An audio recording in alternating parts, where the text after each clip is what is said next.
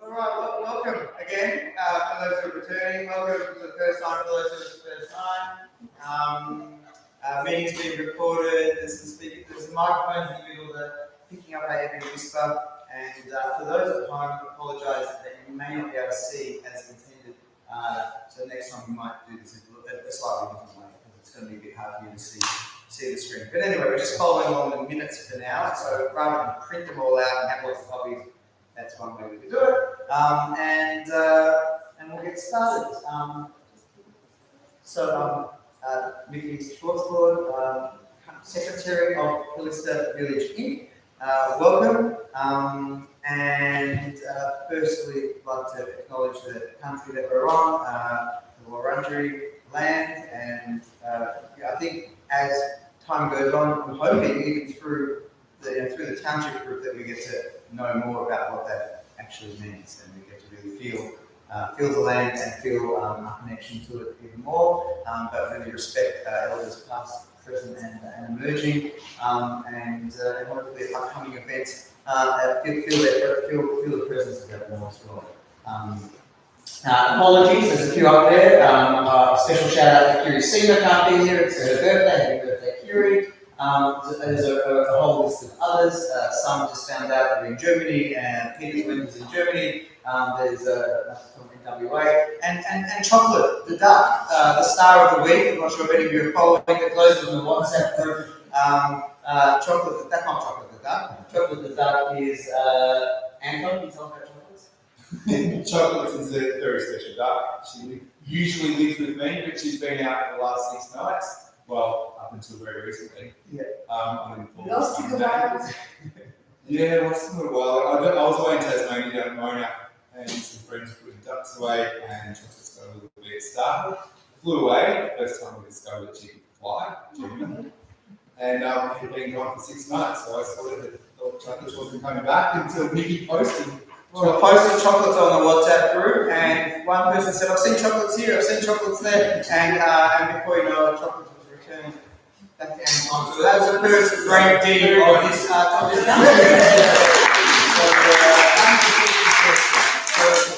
So we've accomplished something. At least we got something done, and maybe it could be our mascot. So we're looking for a mascot. So thank you. There are other apologies. We'll go through those. A couple of thank yous. Just quickly to Teresa Schroeder from Mad Cow. She sends apologies, she can't be here. They're actually gone to a meeting tonight with the Shadow Minister for Communications. It's nearby, and there's a meeting there around communication issues and telecommunications and reception and such in the hills. And she said she's happy to represent our township group there and keep an ear out and report back to us. So that's very kind of neighbouring township group. Thanks to Brian for lending us these microphones. Just quickly, a little poem. Is anyone here a bit of a poet at all? Does anyone fancy themselves a poet? Yeah. Yeah? Anyone? Yeah. Just a poem that might read out, just to get the night off to a start. Now, this poem was artificially created. I played with ChatGPT for the first time in my life. Now, I know it's quite disturbing, but it's real, it's happening. And so I actually asked ChatGPT to try and. I've written up something for the Kallista Village, and someone asked me, "Oh, is that a business plan?" I said, "I actually don't know what a business plan is." And I asked ChatGPT, "Can you take what I wrote and turn it into a business plan?" And it wrote that. And then I said to ChatGPT, "Can you take," this is artificial intelligence for those that don't know. Then I said, "Can you take the business plan and can you make a speech out of it?" And I made a speech for Kallista Village for our inaugural meeting, and they did it instantly. And then I said, "Would you mind taking that speech and turning it into a poem?" I didn't say it, type it in. And I said, "Could you do a poem in the style of C.J. Dennis, local poet?" And this is actually what the computer said. It said, "May it bring us the program. It may it bring a smile to the faces of the members at the inaugural meeting of Kallista Village." And that's the poem. Does anybody want to give it a read? Anyone? I'm going to do a lot of talking. Someone else, please. I haven't got my glasses. Yeah, I was going to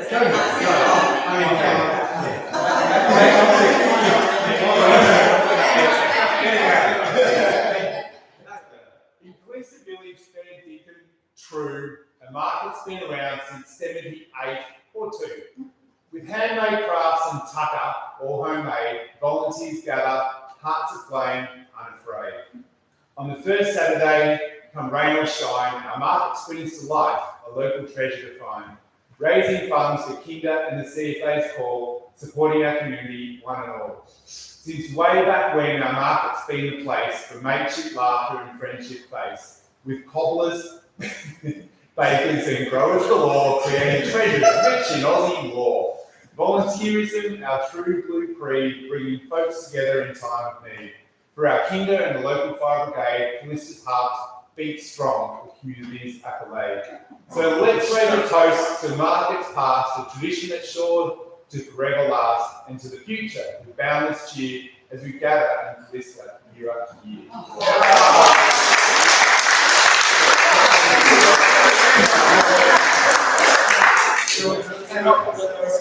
So watch out for this technology. I'm going to be able to jump soon, and so unbelievable. That was created instantly from a business plan, and all I did was add in a couple of words, and that was ridiculous. So I'll keep going. And I think we're supposed to, as part of it, acknowledge the minutes from the last meeting. That's a true process. So we did send out after the last meeting, whoever's in the email group, the minutes of the last meeting. These are them. They were very wordy. I apologise for being very wordy, but that was the minutes, verbatim, nearly. And only thing I just to report that changed, a few amendments that changed from the last meeting. Just it is important because it's a sort of matter of process. Some of you filled out the online form, and the online form was evolving at the time that it was released. So you might have filled out a version that there's then evolved, and I haven't touched it for weeks now, the online form. It's been a very, very helpful thing, so thank you for those who filled out the membership form. There's a QR code over there to scan, or there's forms to fill out. But the forms to fill out are laborious because then you've got to go home and we have to enter it in. So the online forms have made a spreadsheet which tells us a lot about our members, who they are, what their interests are, and yeah. So if you haven't done it before, if you've done paper form or if you've done form already, forget about it. It's done. It's fine. But for those who haven't, that has evolved and it's on the table. Slight change for the wording of the purpose. Anyway, just a voice for Kallista, the patron show rather than represent, which had some slight difference. And Shakti kindly seconded me as to be secretary, but we'll get to it soon. But you really have to be an existing member of the group to vote and do things. We'll get to that. So we just changed to who was the secretary for that. For those who were here at the inaugural meeting last time, we didn't have a register then. It was an oversight, and so the sheet that's going around, if you could just write down, as well as that you're here tonight, just tick that little big hole next to it saying that you were at the inaugural meeting too, so we could just keep the records up to scratch. Now, we did a survey as part of the membership form, and I thought I'd just share some of the survey results with everyone. It's really quite enlightening to see what everyone's backgrounds are. Is that big enough to see? No. Does that tell you the age of the group?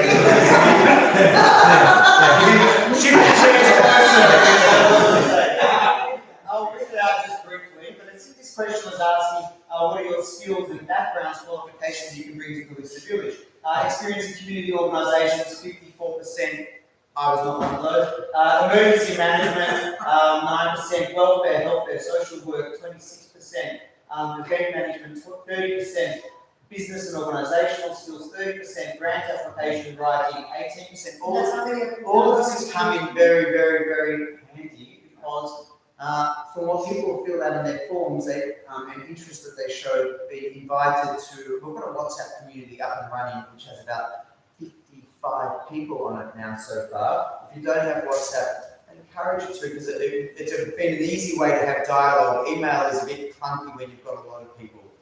It's very hard. If you don't have it, we're still important stuff we're posting. I'm sending out via email. We'll talk at the end of it about ongoing communications and the best way to do that.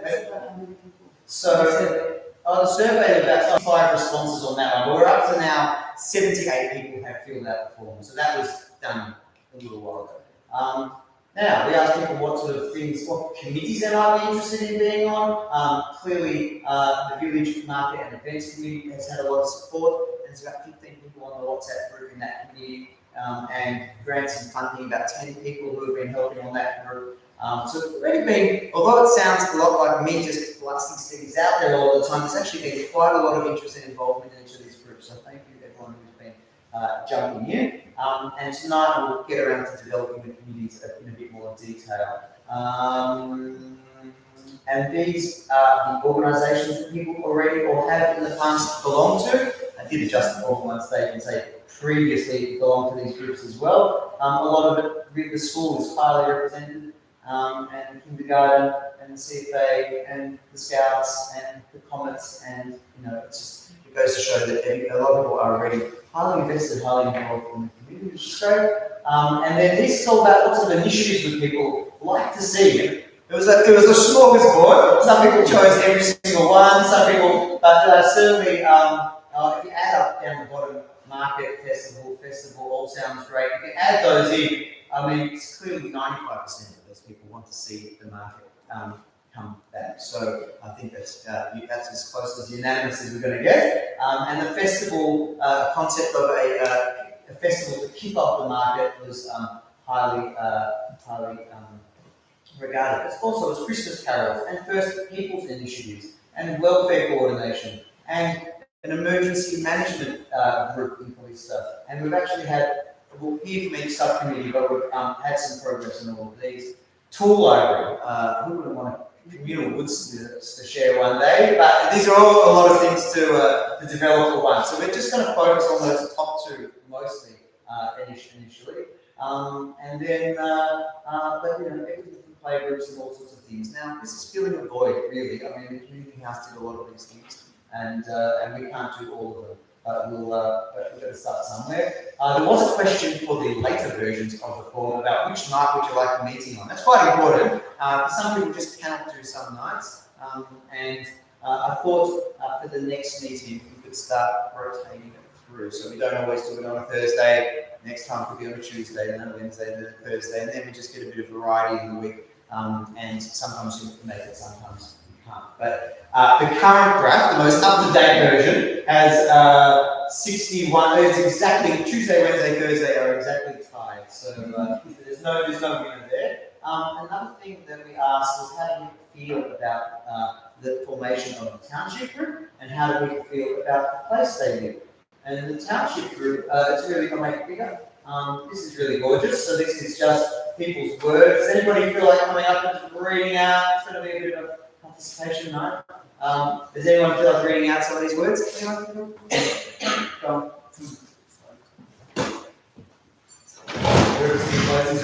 These are questions about how people are feeling about the township group coming together. Go on, go for it.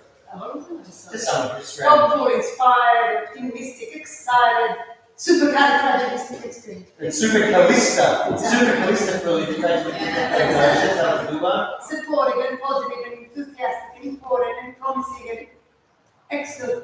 Exothermic. That was on the time and wonderful and That one's nice. calibrated. Calibrated. And good and great and relieved and fantastic and interested and intriguing. Wonderful. Super. Thank you. And then, hold on. There we go. I've got the same one open. Just 1 second. We'll get the other one open. That's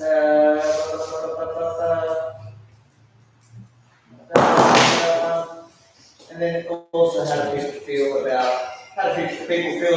Kallista, the place, and not just Kallista, I should say. Sorry, the area that we live in. So. Maybe so that the size of the bubble, does that represent? Yes, I try to. So, except some words were dominating because they were long. But a lot of people said beautiful, and a lot of people said home, and a lot of people said exciting on the other one. So, yeah, the bubble mind map idea is that the size of the word would reflect how many people use that word. So if there's a larger bubble, yeah, but it's a bit hard to do exactly. It's going to get artificial intelligence to do it, but it wasn't that intelligent. So, anyway, Heavenly Hamlet on Forest Village, charming hidden gem, tranquil, inviting, found home, family, foods, resplendent, unsure, cheerful, unspoiled, perfect, friendly, exceptional, neglected. It's important to hear some of those words too, you know, people might feel otherwise, not just picturesque, foresty, vibrant, nourishing. Just to get some ideas. So that's how we're feeling about the place that we live in, which is, I guess, puts wings in the sails for what we're trying to achieve with this. Now, sorry if I get a bit lost on this.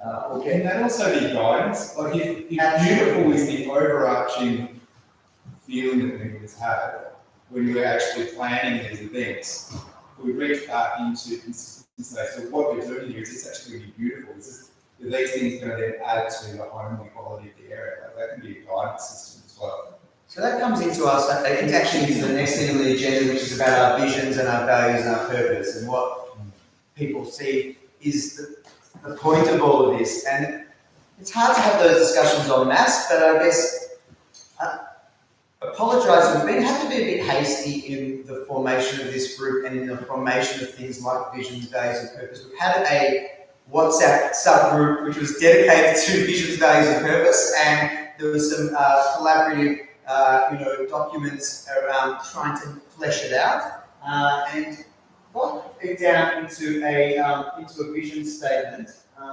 Here we go. Now, we don't have to vote it in tonight or agree on it. I think these things can also be fluid, like the way we think and feel about what the vision is doesn't have to necessarily be set in stone. But for the purpose of, part of the reason for the hastiness is that there's been all these grants available, and part of applying for grants is you have to explain to the people you're asking money from how your vision aligns with their vision. Why is there a match there? And so to do that, we have to have a vision statement. So it's a little reverse engineered, but part of it was getting that nutted out. So this is something that I've shared in a few of the WhatsApp groups and had very positive feedback about. And again, I might ask for somebody to have a read.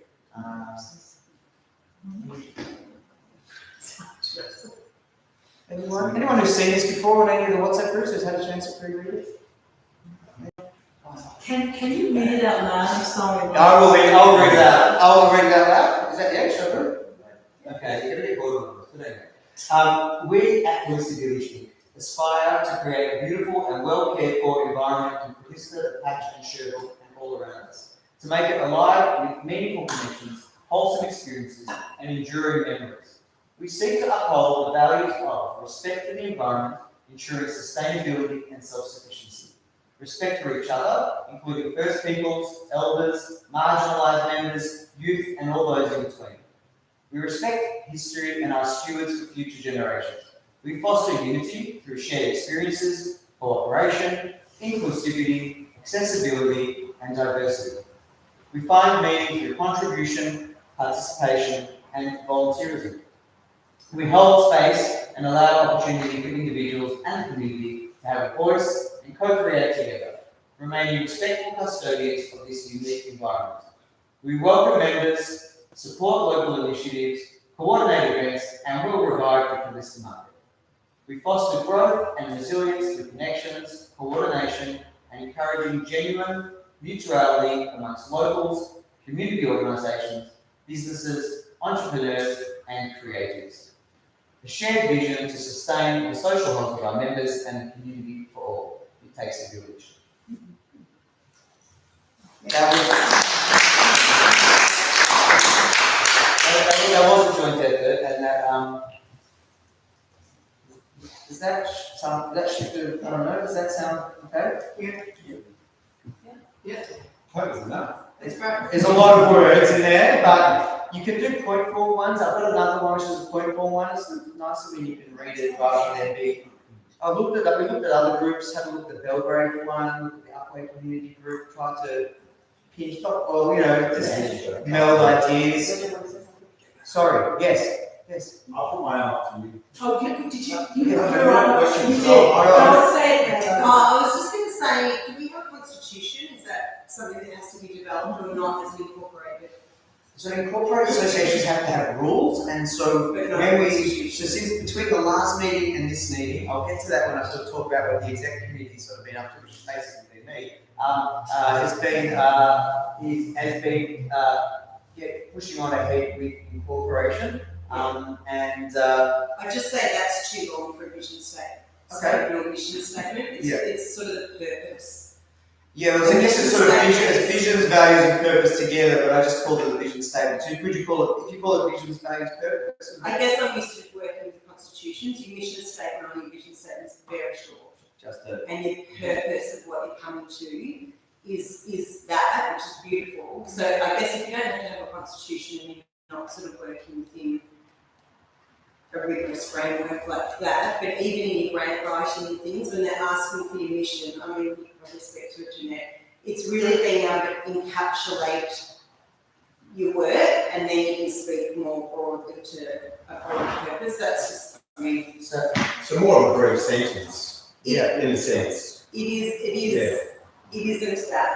Would that be just the first part of that? Would that be the vision? I guess that's what we come to, but it's the vision of what, as a group of people, what is the purpose of this work, is to connect community, and then how that happens within your purpose or elsewhere. The vision or mission statement is actually a very brief depiction of the organisation. So that top bit is still too long? Oh, no. Talking about top. And it's not to say you can't, Yeah. It's a nice. So what I sort of amalgamated, that top bit was when we did it, we had vision. I can go back to the original document, but the original document had that as the vision, that was sort of the values, and then that was sort of the purpose. And so visions, that vision, values, and purpose. But that's something to go back. That's good. And then we can go back to that working WhatsApp group. I guess if anybody wants to jump in, it might be something to brainstorm. But I guess as the general gist of it is the right direction. I don't know. How do you work these things out in organisations? Jeanette, help. The one thing with the Constitution, you're following the model rules. So there is a Constitution already written for you. Yeah. So there is that already there. Yeah. And so then the vision is written separate.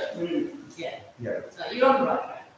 Yeah, so the model rules we adopted, they are the standard rules that most associations go by, and the bits that you change in there are your name, your purpose, and your financial year. And if you want to do more than that in those model rules, if you want to change it more, you can, but it still needs to be within the legislation and the Act, and you pay a premium to have your own individual model rules. It's like $200 compared to $30 to do that. So from a practical sense, often in a grant you're given a word count for every single area, and you need to just snap in your mission statement, and you get very good at it fitting in under 200 words. So your mission statement may be longer, but you have to be able to encapsulate the purpose and the work that you're doing in a broad sense in a short amount of words, because you'll never be given the opportunity to put that on a grant for a mission statement.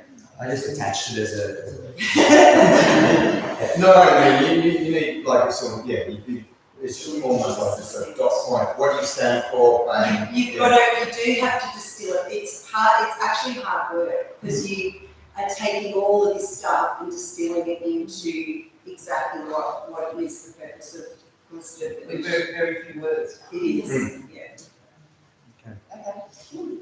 Well, that's relevant. There's still some more grants to go. Sorry? I was just saying, I just into your AI app. Oh, I just do it. Do that in 20 words, please. Yeah. Well, it's tempting. It's very tempting. We'll do it. We will do it very nicely. But then you can keep going. So in the next sort of point of the agenda, we're talking a bit about strategy, and there's also child safe policy. The child safe policy probably doesn't need to happen right here now. There's actually a workshop that council's running on child safe standards. There's a board up there with a whole lot of workshops that council's running. So before you leave, maybe worth having a look at the board. And if there's any of them that you're interested in, they can be found Shire webpage, and I think it'd be really good if people from the organisation, from our organisation, did attend these things. I attended one the other day, which was about project planning, and it was excellent. There's another, and there's more coming. It's later in the agenda, but there's more coming up. But the Can I ask something, yes. please? Jeanette, do you, so at our school, obviously we're a school, so we've got a lot of child safe standard policies following the ministerial order and all of that stuff, so I'm sort of aware of it and have done training in it from the school perspective, which will link in nicely. But I'm wondering if there's anything that the township groups that you know of, because I think Brenda doing Mad Cow, who was the person that was from Mad Cow as well? Anyway, I think you might be the right person to ask, Jeanette. Do you have documents that you use? For example, the Department of Education have got child safe policies, which we know we can go in and then we make them fit our context. Think about the risks for kids in our context and we change it. Do you have something like that that we could use? Yeah, there's some guidance for township groups. It's not a cut and paste because otherwise it's like meaningless. Like I said, it needs to be guided. The workshop is one way, but then there's also, for people who can't attend, there's some documents that we can share. Okay.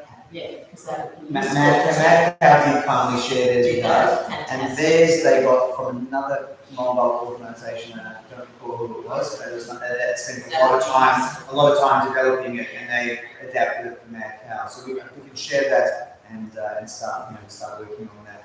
And that's sort of one of the subgroups in the WhatsApp group is about vision, values, but also policies. So it's just a place to sort of work on developing policies and just jump into that. So You can also do the commission's got the 11 trainings which are free, and so you get a certificate for each. So the 11 thank you that came out from the commission. So you do all that online, and then you can update yourself every year. That's great. well, you might want to say what you get up to, maybe, because you're really involved with youth, yeah. So yeah. Oh, Meg runs Trek Learning Centre, which is in Monmouth, which gives youth. Oh, just sum it up and tell us. So we work with young people in their developmental trauma, so experience of neglect or harm in their childhood, and we work to sort of bridge them back into education. So thank you. And strategy, I think we'll get to strategy a little bit further on. I mean, there'll be stuff coming up related to that actually. How are we doing for time? Not bad.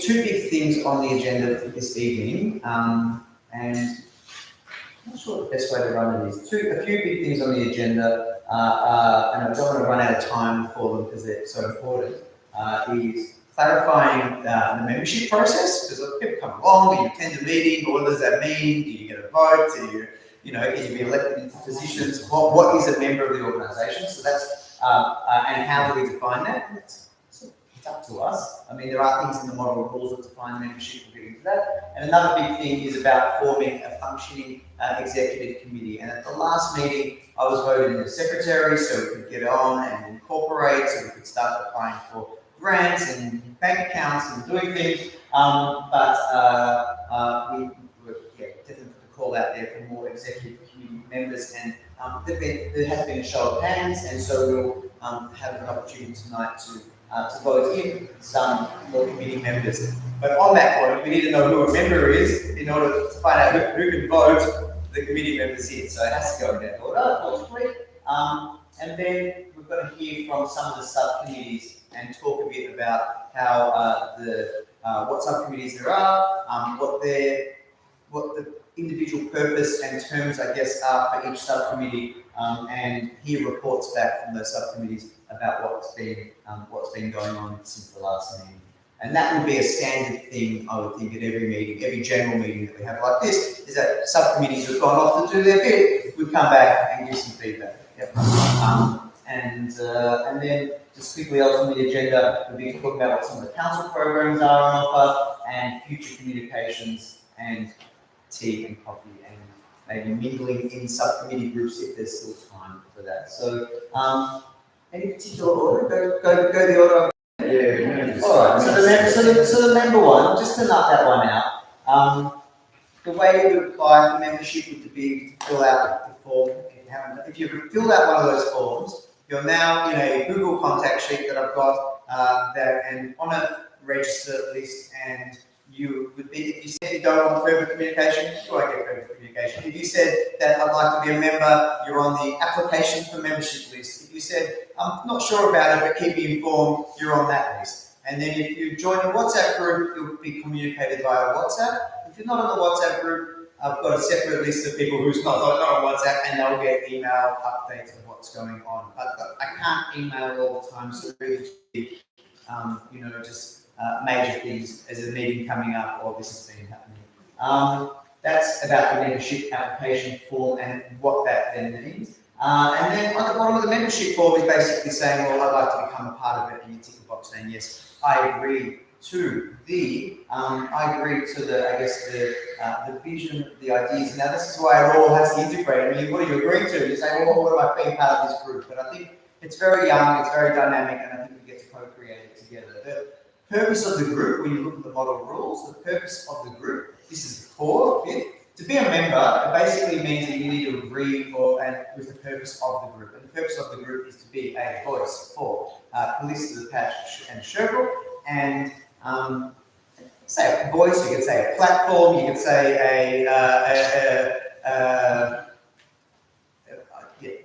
any other words. And that's what the purpose says, to be a voice for Kallista, Patch, and Sherbrooke. And it says to co-create community together and support local initiatives, and that's the purpose. It's kept it pretty brief. So mission is that was perfect. That's the mission. That's the vision. That's the mission. Oh, well, that's the purpose of the group. That's what That's bang on. That's bang on. I know exactly. Right done. That I've certainly put out there using grants and stuff. And I've had feedback from other community groups saying, look, if you set the bar too low for membership, you get a lot of interest, but you may not get a lot of participation. If you set the bar too high, you're going to be putting people off coming along at all. So you've got to sort of try and get that right. There are some things in the rules that are worth knowing about. At a general meeting, if we want to vote on something, you need 10% of the members at that meeting to be called a quorum, so you can actually legally vote on that item. So if we have 50 members, we need at least 5 people at a meeting. If we've got 70 members, 7 people at a meeting. That's how it works. So that's a standard business. Yeah. Have you got members? Yes. So we'll get to that. We sort of did like a bit of a grandfather rollover of members. No, good point. Is that a QR code thing? Are we now by doing that? There's a whole initiation process. It involves the duck here in the middle.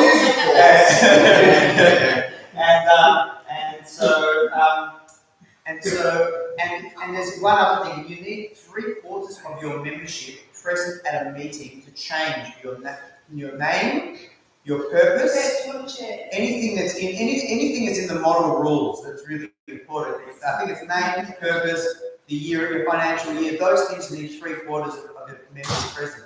I was talking to somebody recently. He said, we're in real trouble with our community organisation. We can't get 70% of the meeting, and we need to change our purpose. We need to change it, and we can't get the people there. So one thing is, it actually says in the model rules that if members haven't attended, you can exit. You can send a message saying, look, you haven't attended for the last year. If you haven't replied to this letter, we're taking that as if you're no longer a member. You should just put it in the rules. That's in the rules. But one idea that's not necessarily in the rules, but could be a proposal, it could be voted in, that applicants would need to attend a couple of meetings. And this is the way Mad Cow run it. Mad Cow is the township group of Mombo.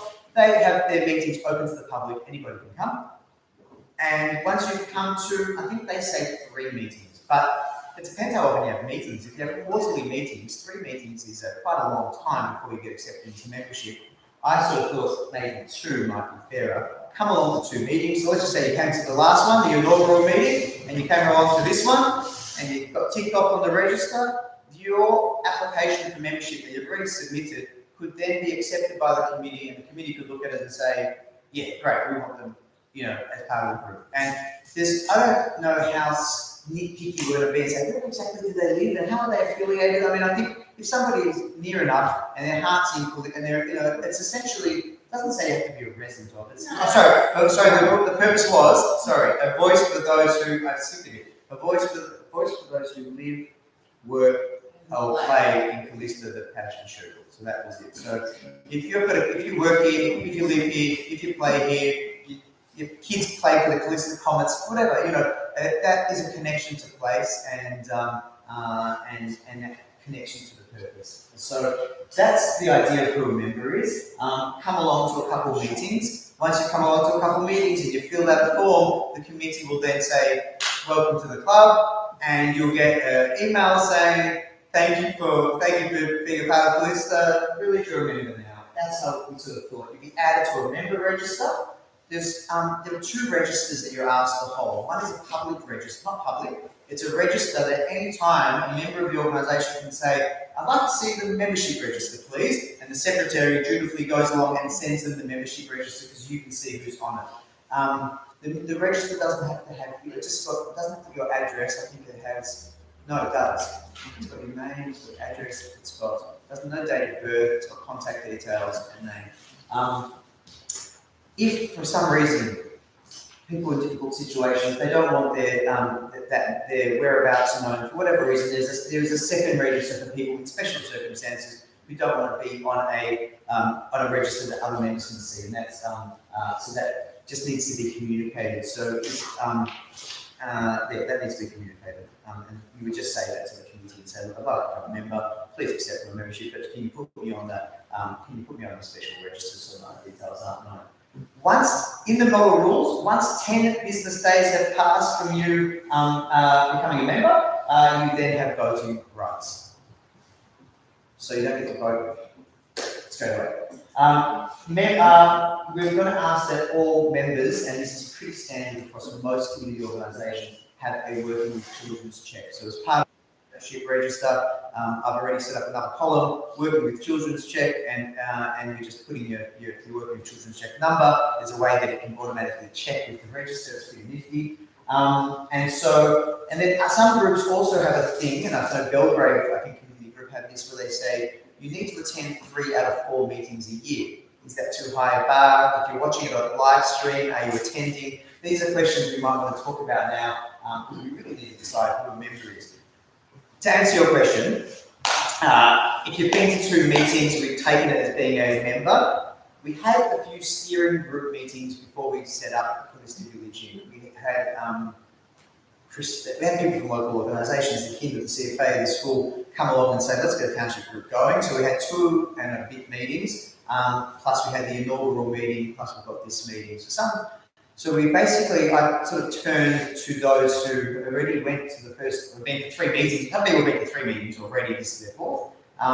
And based on this idea, if they're interested in being a member, surely they've been there from the very beginning, they've been defining the purpose, so I think that's straightforward. So at the moment, I do have a membership register of about 10 people on it.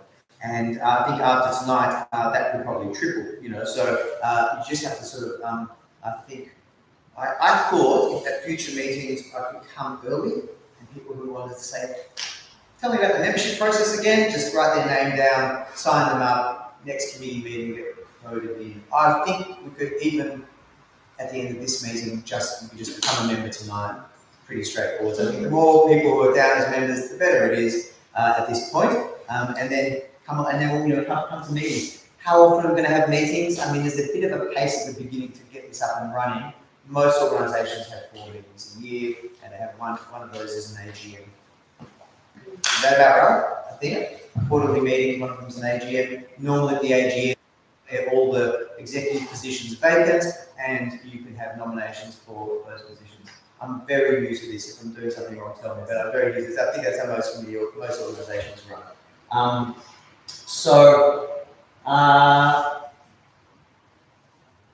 Does sounds about, I mean, only the members can vote, but no.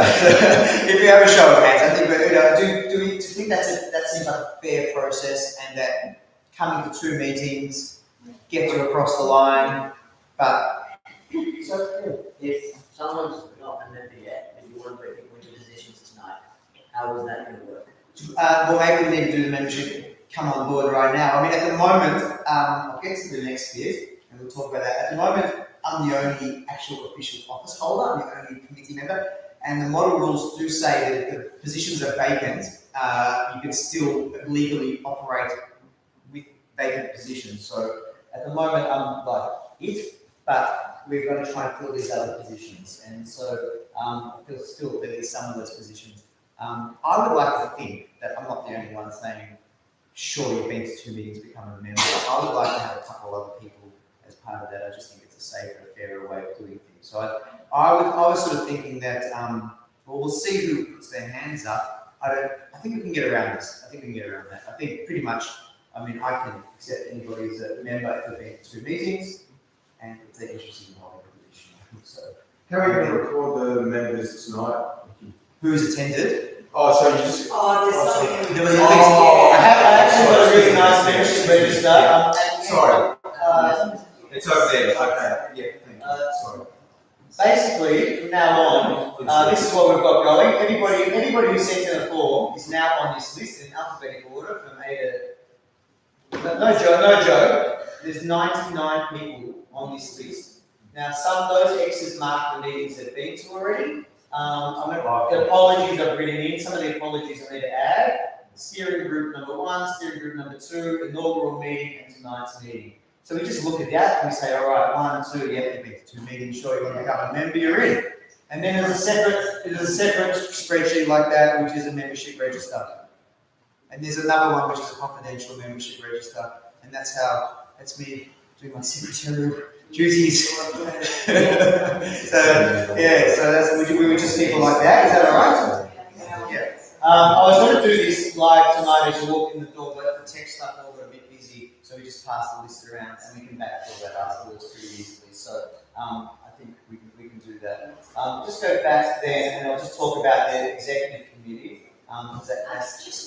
Sure, please. Yeah. Just because it's what you were saying before about having so many members but not being able to get more and more, enough members to pass the members, is maybe 3 out of 4 meetings at the Belgrade one is too many, but maybe we could have like a concept of like active members who have attended, at least half of however many meetings. Because you say you're going to have a lot coming up, to keep the momentum now. Yeah.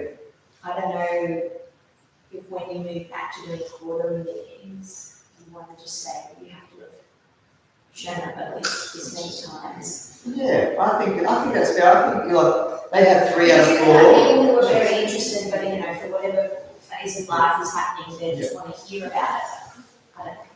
I'm not sure. If giving apologies that you don't go to a meeting, is that equal to attending, or if you watch it on live stream? Apologies doesn't count, does it? No. Right. Good. Okay. Just clarify that. Watching it on live stream, does that count? I think so. I don't know. Maybe you don't know who's watching. I don't know. You can do it instead of live stream. You can do, you can do a Zoom, and you can actually see who's actually participating. I think that'd be better. That'd be Because some people literally at work can't, genuinely. I know it's hard. Well, Zoom is fine, and apologies to those who can't see this. With Zoom would work better because you could share the screen, and you could see who's participating. And they could actually contribute at all. Yeah. The only problem is, as long as you're not sitting here and we're all in bed, quite very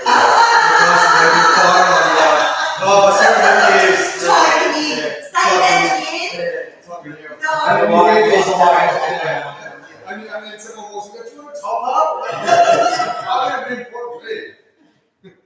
As long as that doesn't happen, then you get kicked out. Yeah. So we can do the meetings and we'll say Zoom meetings, attending Zoom meetings now. And if we say 2 out of 4 quarterly meetings, does that sound all right? Say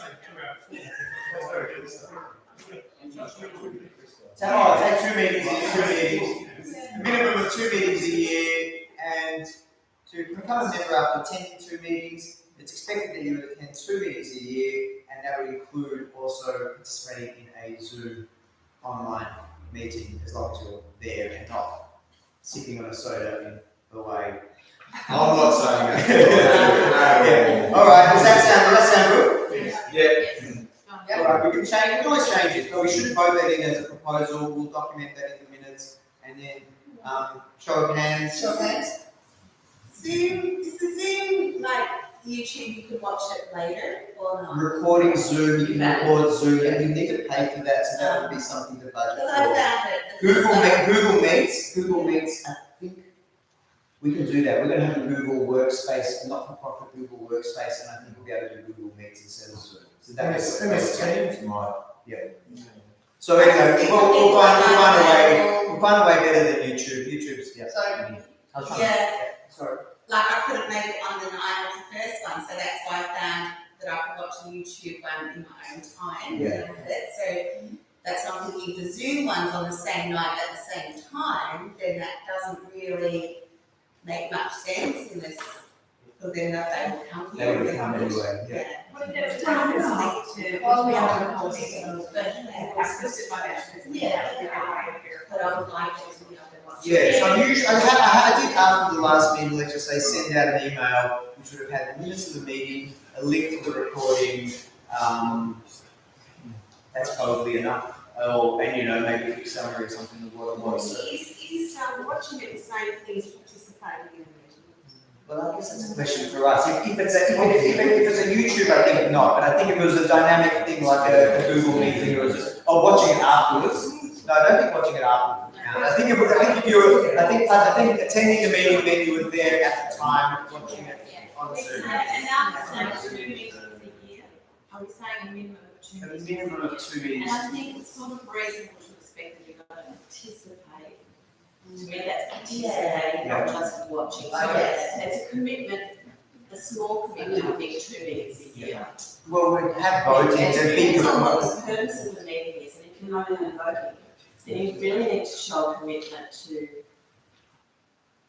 the work, volunteer work. We've said it's about volunteerism, it's about service, so you kind of need to actually be doing something, otherwise it's just watching. But there's a lot of opportunity for doing, which is not we're talking about now the general, open to the public main meetings. There's going to be a lot of other meetings occurring, which are the subcommittees doing their functioning, whether it's grant writing, whether it's organising, and they're going to be meeting like real time on WhatsApp or on some platform all the time. Now they're not even called meetings, but you are meeting virtually constantly every time someone sends a message. So there's a lot of participation, or potential participation. Can I just get some clarity? Sorry, I think I've misunderstood. What is the voting on? Say one of the subcommittees is working on something and they bring that back to one of the meetings that's happening 4 times a year that requires decision making, a date for an event or whatever. Does that then go to a vote of members, or is there decisionary powers that sit within the committee? Because otherwise nothing's going to be getting done. Yeah, I think. 4 meetings a year. No, I also wondered around the governance and and how you make it flow. Normally the government sits with the board. Yeah. So you're reporting up, and then those subgroups are being given the governance through the board. The board is making the vote. But if you're saying that the whole membership is voting on things, like how does that work? Well, I think the whole membership would vote on things like,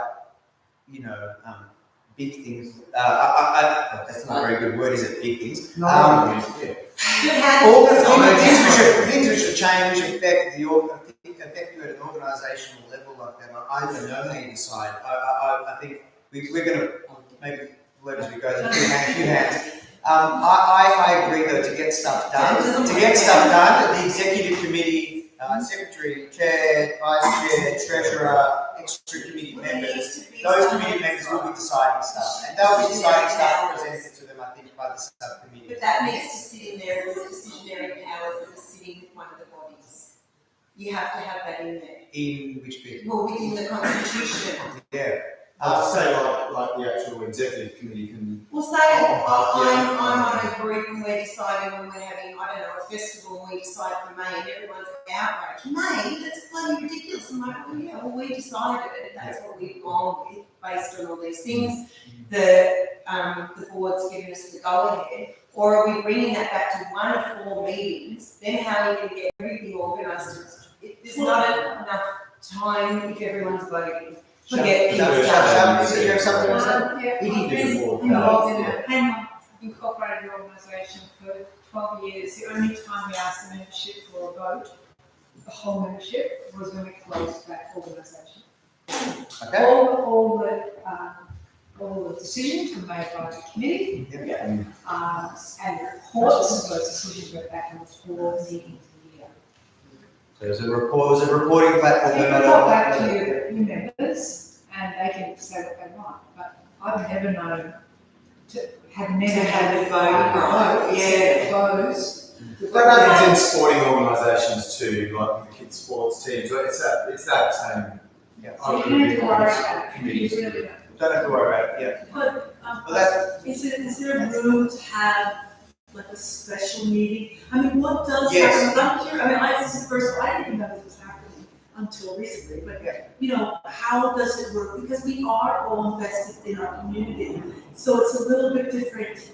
You know, our school ran where we had lots of votes, consensus, and now we've sort of, changed, but, you know, there might be something where the committee says, oh, well, we're gonna do this, and then everyone's like, what?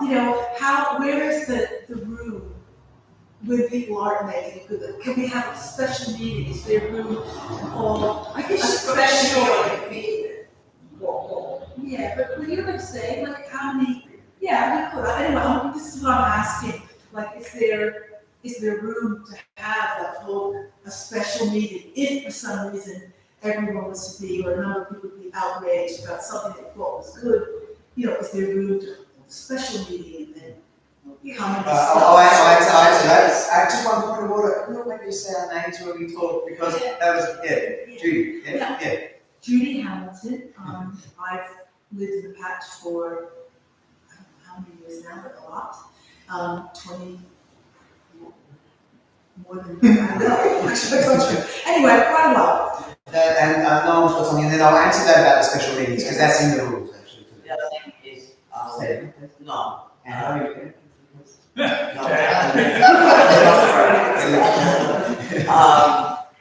The other thing is you can have, whether it's surveys or polls or WhatsApp or surveys like you sent out, you can have that rather than everyone coming to a meeting. You can just send to everyone to fill these forms out or surveys.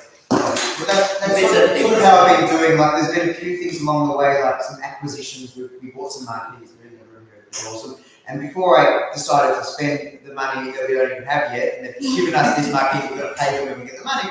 I put a poll. I put a poll out there to the founding original steering group. I haven't made any big decisions like that on my own yet, so that's just not right. So just do a WhatsApp poll, get 6-7 votes, and say, okay, everyone's on board. Same sort of thing could be for policy making, child policy visions, statements. All of that could be a live poll thing. So that's really good. There is the opportunity. It's worth looking at the model rules, and if you take on an executive committee role, or if you head up a subcommittee, I think you really need to read the model rules. It's only 20 pages long and 80 points long or something like that. You need to read them. And in those rules, it does state how any member can call and ask for a special meeting. You have to give 21 days notice, and you have to have a meeting. If it's a special meeting, there's one topic for that meeting, and that's the special meeting. There's all these things. I have to go read the fine print myself again, but there are ways of calling those if need be.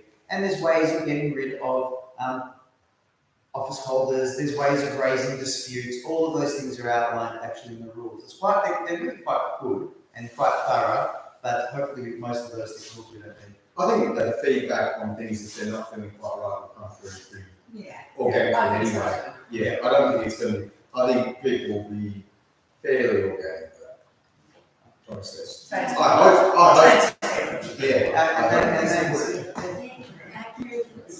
I've got a question that just goes back to something that you said before, so it might be off topic, but I heard you say that every member needed to have a working with children,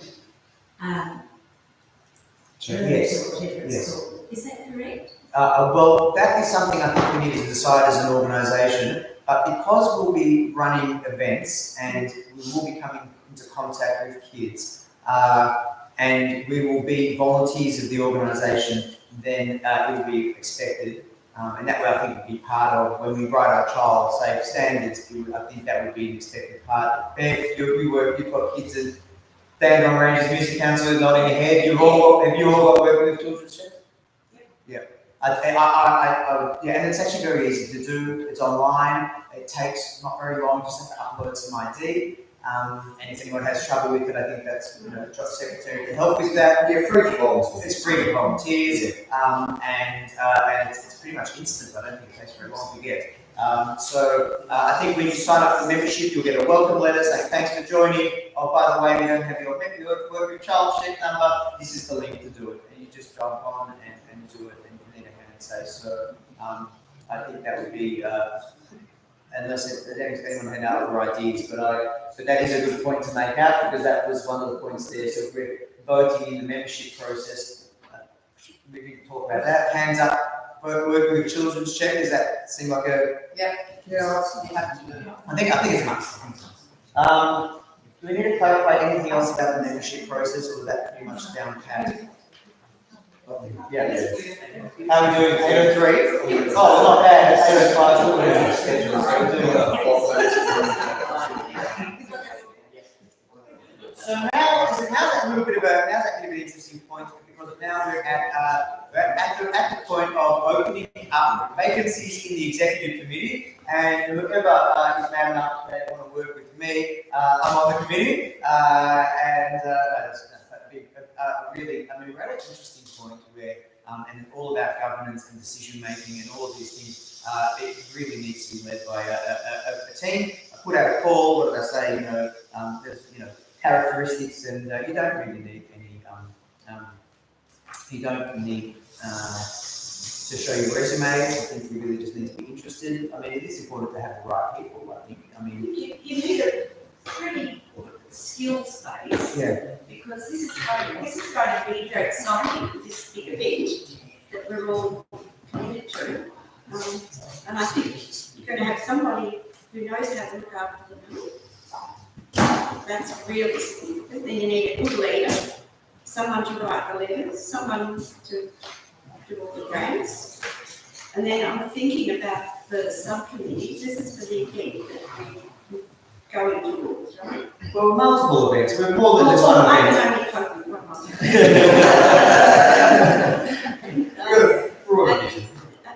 Oh yes, well, we can dream, but this is big what we're all learning to do.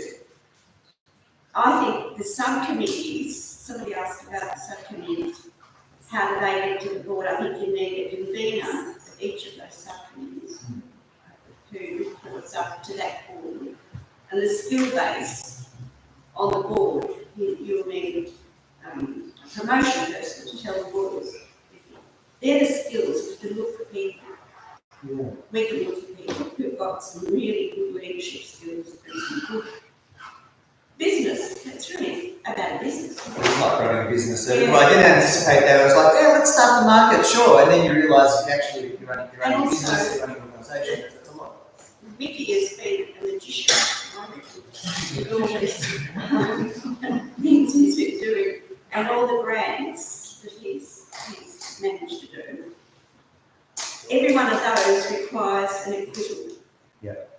And that's really hard. Well, maybe before we jump into the opening up the committee positions and all of You that. really didn't sell it.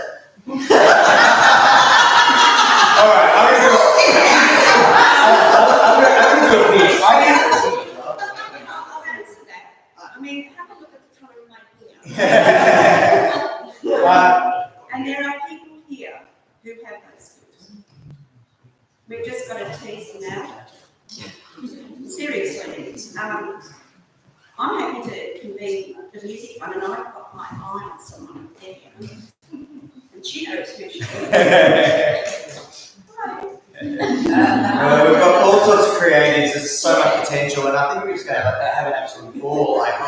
I don't want this, I definitely don't want this organisation to be like a drag or a burden or feel like, oh, I don't have one of those meetings. You know, you gotta want to be there and you gotta have your heart in it, and I think that's the starting point. I think before we jump in and say who wants to do this, why don't we hear a little bit from the subcommittees, and I'll probably do a lot of the talking. Sorry. If we hear from some of the subcommittees what actually has been going on up until now, you'll get a bit of an idea of what the strategy is, what's been going on, and then we can come back and say, hey, who wants in? Who wants in? Who wants in? So I'm going to jump down to this bit, which is the subcommittee reports. So, the executive committee, hi, that's me. Surveys I've given you, we've incorporated, we have an ABN. That's the main thing. We have a tax file number, came in the mail. We haven't registered for GST.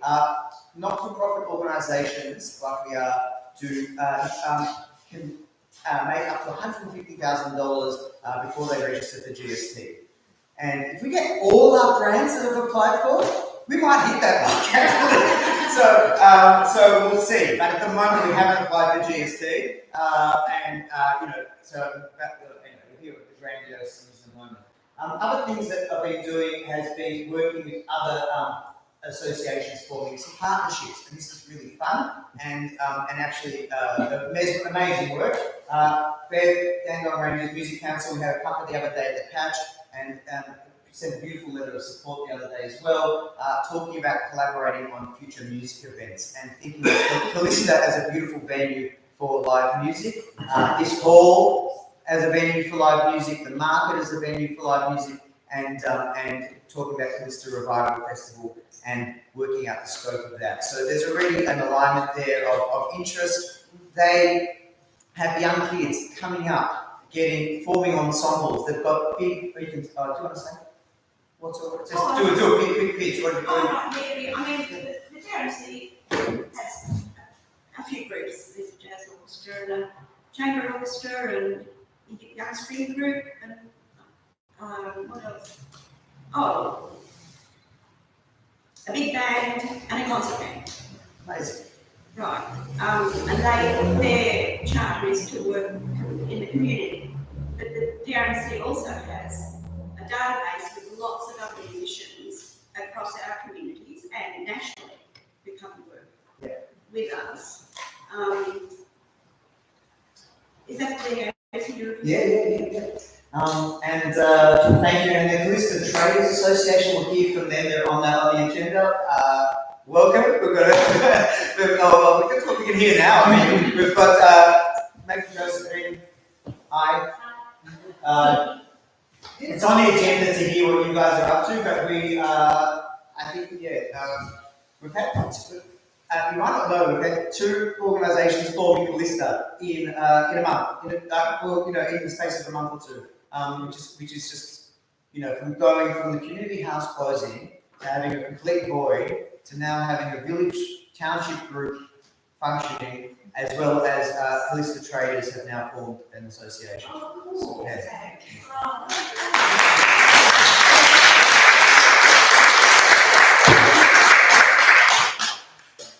And I can't think of any natural ally more than the people who the life and the life of the village and have done so much work over all these years in terms of fundraising and promoting the school, the CFA, and everything else, and just I can't speak highly enough. We all got to meditate. We all got it. But anyway, so that is a natural partnership. And we'll formalise these things. You get these memorandums of understanding, how you're going to work together, how your visions align. We'll draw all these up. The other one is with Friends of Sherwood Forest. Bill Incock cannot be here tonight, but sends apologies. We met.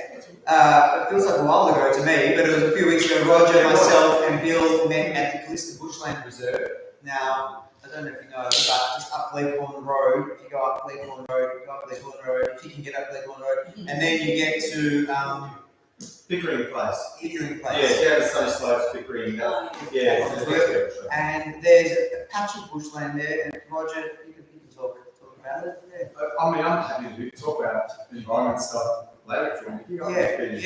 Well, in a nutshell, I'm happy to talk about it. I'm always happy to talk about it. in a nutshell, Bill someone told me about a land care grant. I told Bill about a land care grant. He applied for the land care grant, and hopefully they're going to get it. That's $20,000 of money towards the Kallista Bushland Reserve, of getting contractors to come in and get on top of the weeds. They asked for our participation in this project, and I put that out there, and then unanimously decided, what do you guys think? Does this sound like something we could do? And my daughter, my son, and we've agreed. I hope that everyone agrees that we've agreed. We've agreed to partner with Friends of Sherwood Forest on their Kallista Bushland Management Restoration Project, which they'll get on top of all the work with with contractors. So most of that money goes with contractors to get on top of it. And then we can do some working bees where we go along, and we've agreed to 10 working bees of 10 people for 4 hours, and that's over like an 18-month period. So when the shack goes out and we say, hey, who wants to come along and get dirty and get in there and get some gloves on and get on top of some ivy and whatever it needs doing, it's got a whole lot of stuff going on in there. But there are also, Roger can talk about it, but it's a pocket of bush. Go on, let's talk about that. Can we do the environment subcommittee thing right now? Yeah, do it. Just hit pause. No, here, here's the environment one. No, shit, I didn't put it on there. No, it doesn't matter. Go. This is it. Go, this is it. Make a comment from Sabre Daniels League, which Carolyn Ethan is the secretary, my name's Robert Stevens, I'm the treasurer. Sabre Daniels League wish to just have noted that the group itself, the committee, is quite happy to be a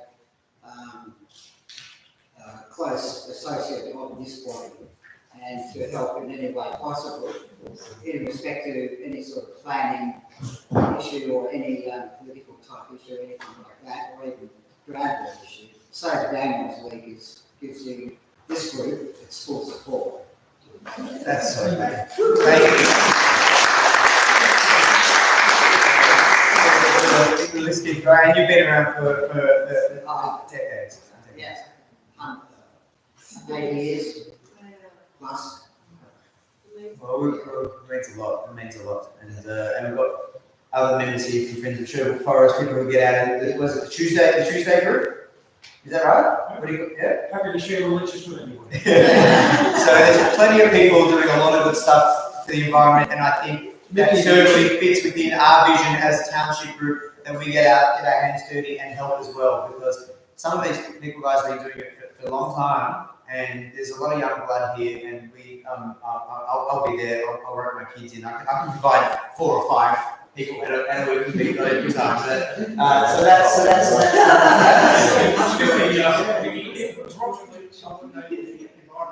well, we're going to get around to designating subcommittees and subcommittee leaders, and yeah. He doesn't know. But he needs a 2IC. He needs a 2IC. Biscuits. So we're going to have an environment subcommittee and an environment subcommittee lead, and I vote Roger. Yeah. Do I say anything like that? Yeah. I like to say some stuff later. I got stuff to say, Mickey. Okay. I've got stuff to say. There's other things to say. Well, I can talk later, you can go. Okay, got it. So we'll have to have a process for how we affiliate with other associations, and that the committee could work that out.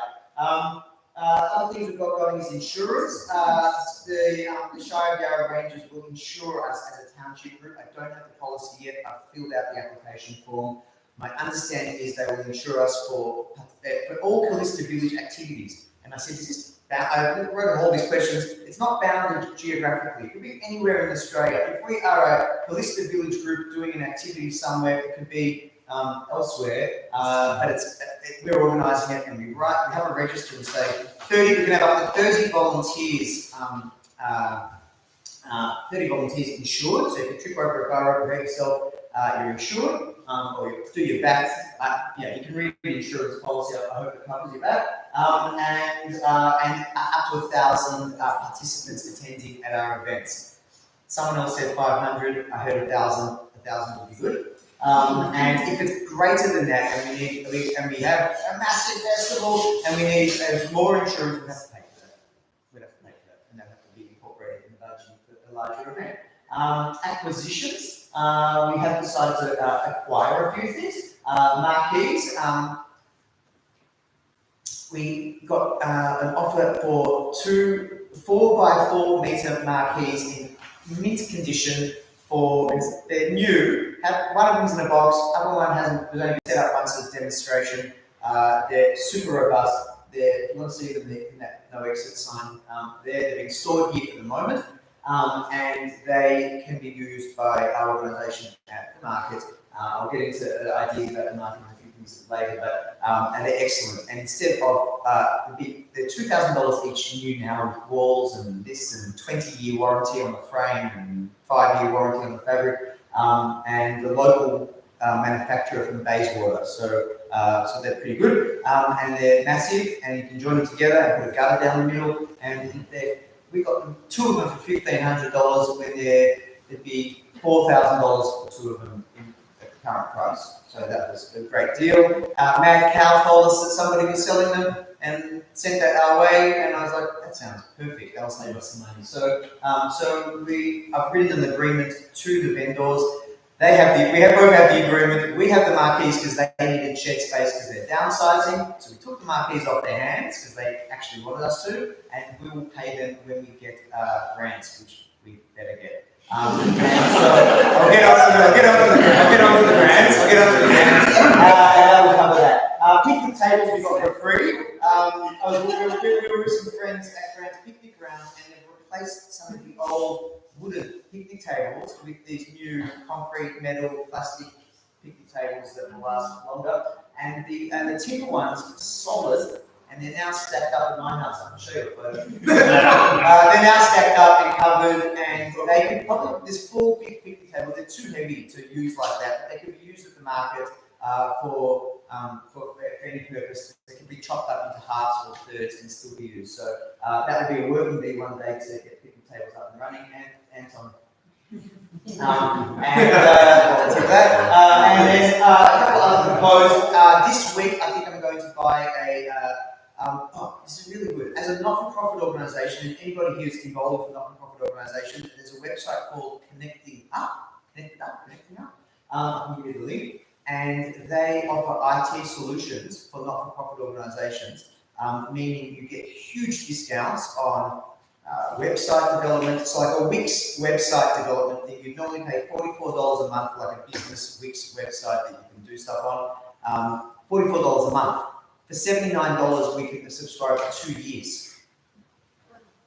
You can get MYOB accounting packages with 30% off. You can get Google Workspace, which usually costs money, for free if you're not for profit. The list goes on and on. You can buy second-hand hardware stuff. It's quite amazing. It's all IT related. I subscribed for free. I didn't have to pay. You can pay for a premium membership, and then you get all sorts of IT training. So that's an idea. But at the moment, I just signed up for free. Very helpful people. And I was planning to get the $79 2-year website. We just have to decide, do we use that for the market? Do we use that for Kallista Village? What websites do we have? Do we have it all under one banner? Or do we have a dedicated market website? Probably do. Subject for another subcommittee another day. And there's another lot of other proposed acquisitions. If everyone's wondering where we're going to put everything so you can't use the community house, the Mechanics Hall have agreed and happy for us to use some of the car park space out the back of the hall to put a shipping container, because we're going to have a lot of stuff for the market and we can't put it in the community house. So one of the visions is for a shipping container. I'll show you photos.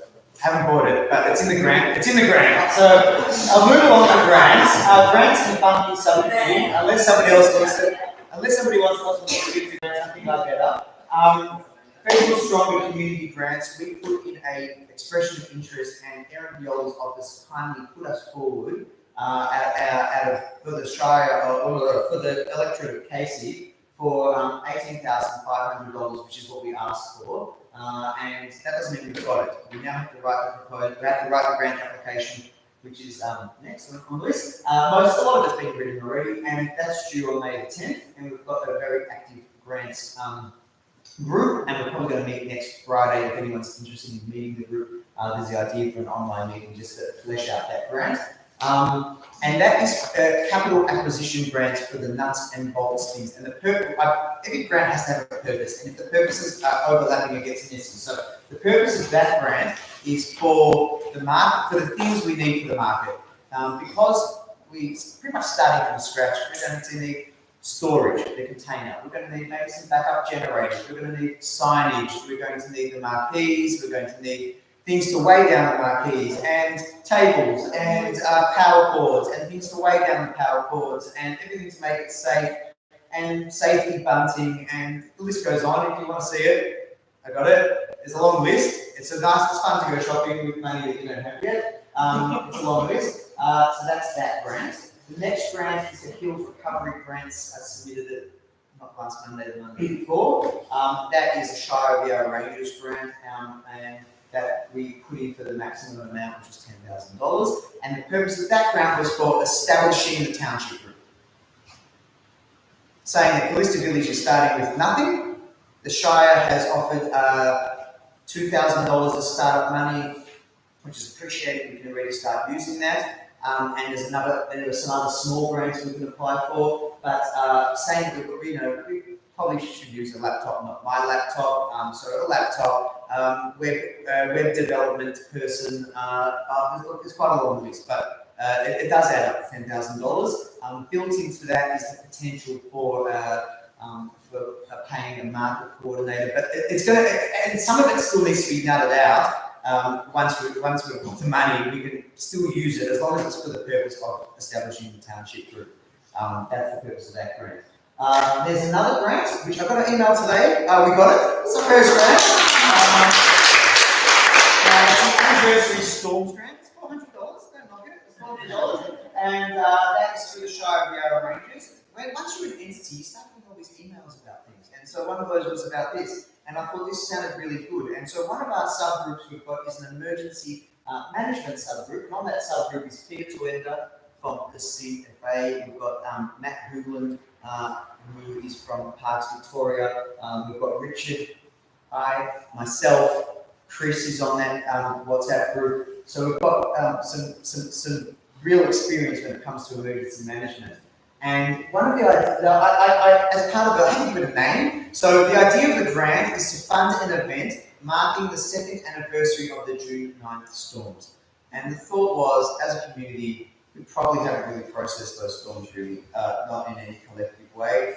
There's probably some healing and some sharing that needs to go on. The idea is that we have an event to hit probably the whole makes sense. And we haven't chosen a date yet.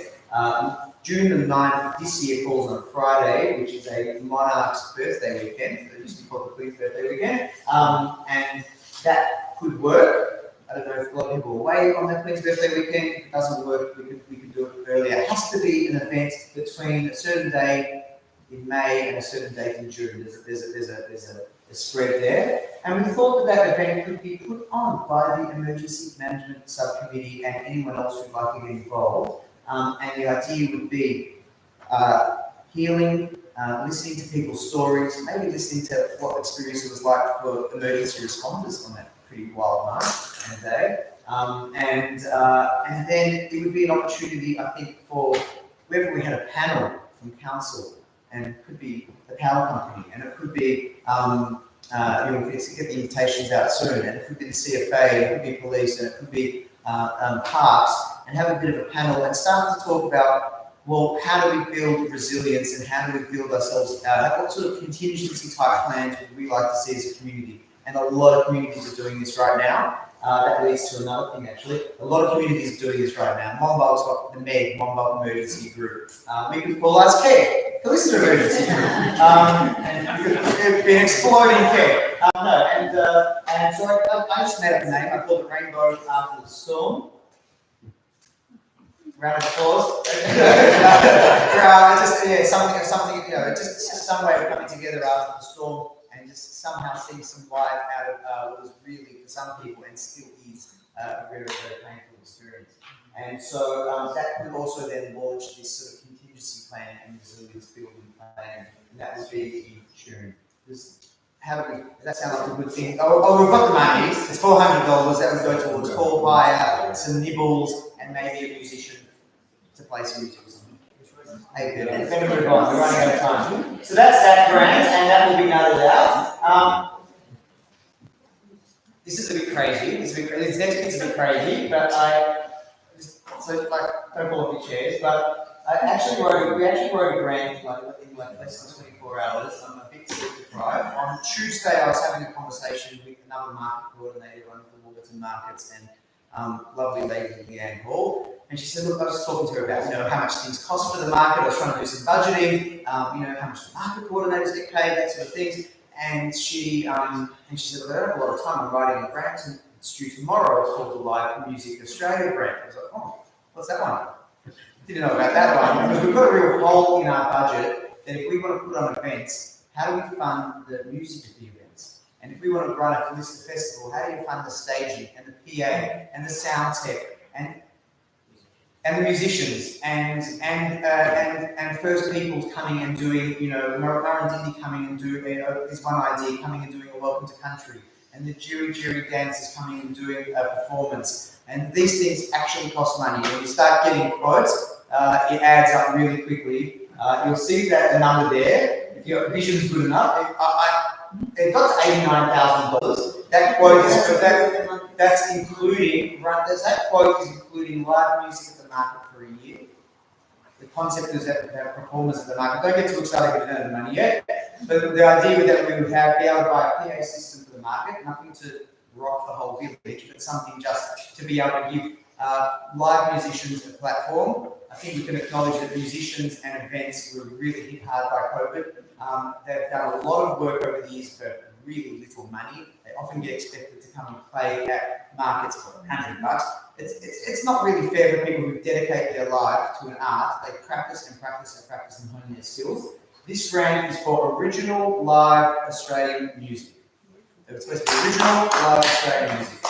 So I didn't quite stay up all night, but I had 5 o'clock in the afternoon and it was due 11:30 the next night, and we got it in.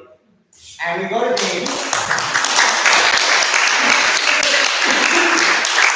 And I sent you the application. We got it in, but we got letters of support. I wrote out urgent email that I sent at 7 o'clock in the morning saying to Erin Violi, wrote this letter. I wrote his application. It's a beautiful letter. It's right to the point. It explains how much we will do for the area, to promote the area, to promote tourism, to support businesses. It's amazing. Can I just say, if you want that sort of thing and people supporting it, maybe turn the camera on. Thank you at this point. Thank you, cameraman. Thank you. So, thank you. So, and I've sent thank you letters to all of these people this morning because I asked them to write this letter the same day, and I wrote urgent. I need it for tonight. Can you please do it? And I had to send them the grant so they knew what I was even applying for. It was a bit epic, but anyway, Daniela Di Martino wrote a beautiful letter. She did that after hours. She sent that last, when was it? It was last night. And she sent that. We had a lovely letter from Johanna Skelton. She must have spent quite a bit of her day on this. We should get them to come and write grants for us. But she wrote about how the hills are, what percentage of the hills are creative people, creative professionals. We can really, if we pull this off, it'll be amazing. Because part of the grant is also, incorporated in that grant is $10,000 worth of training for Kallista Village members, anybody who'd like to participate in training in audio production, because they want to see that as part of it, that you're upskilling yourself and you're building your capacity to stand on your own feet and do things later. So I put down there a course, Dave McFarlane, Fleetwood Road, runs an audio company, and he also runs training in audio. So we put in that grant that he could run training courses for us, and 5-10 people could go along and learn how to set up speakers and microphones and how to balance the sound. then maybe in future markets and future years, we don't have to stick up our hands for money because we can do it ourselves. So that was that, and that was from, and another letter from Parks, Matt Hoogland, amazing. Thank you, Jeanette, you whacked one together at last minute. Thank you, Bev, you whacked one together at the last minute. Thank you, Chris, you whacked one together at the last minute. Thank you, John, you whacked one together. And thanks also, Josephine, for putting together. So that's so much support. If we get the grant, it's because of these letters, not because of anything else.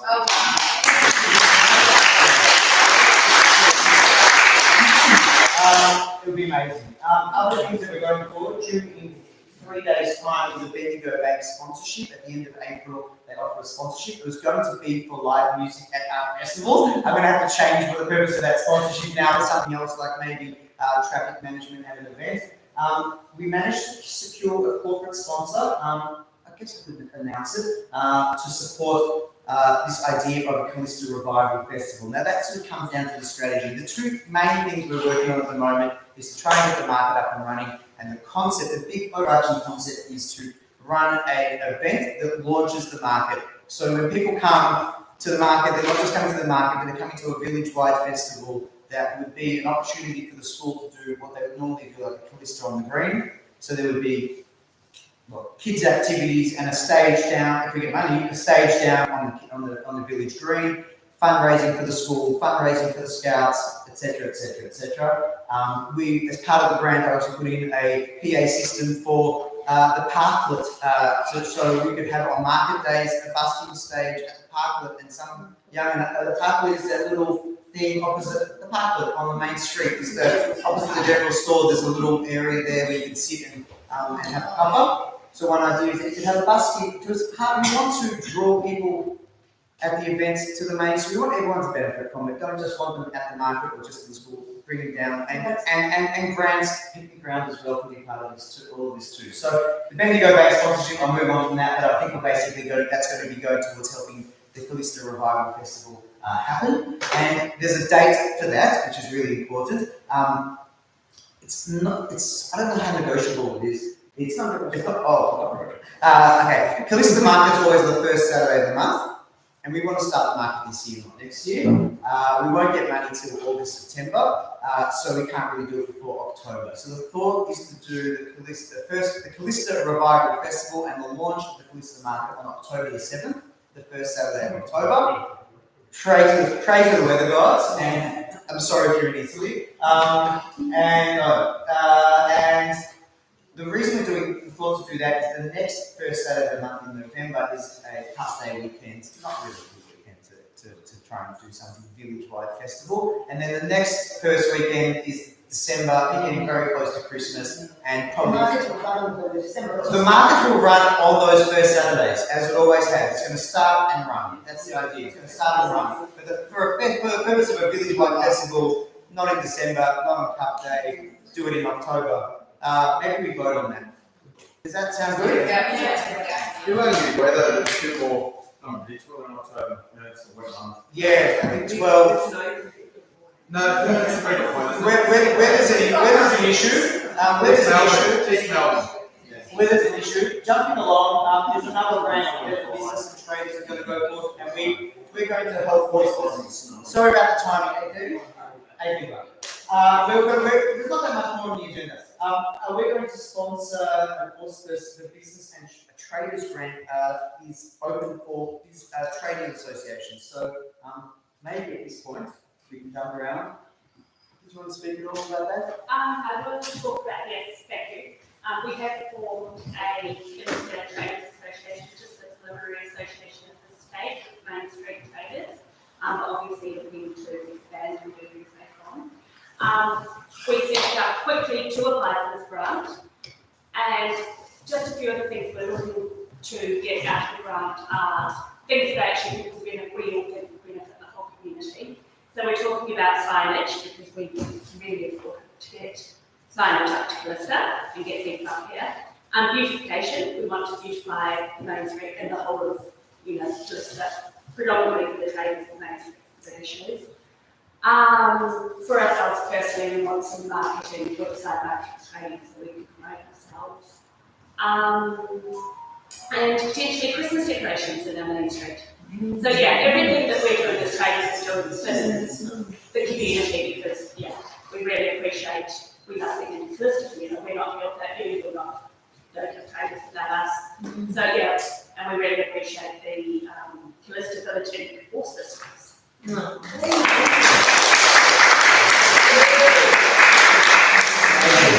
Amazing. That is a great vision, and I think we can. Can I just make a point?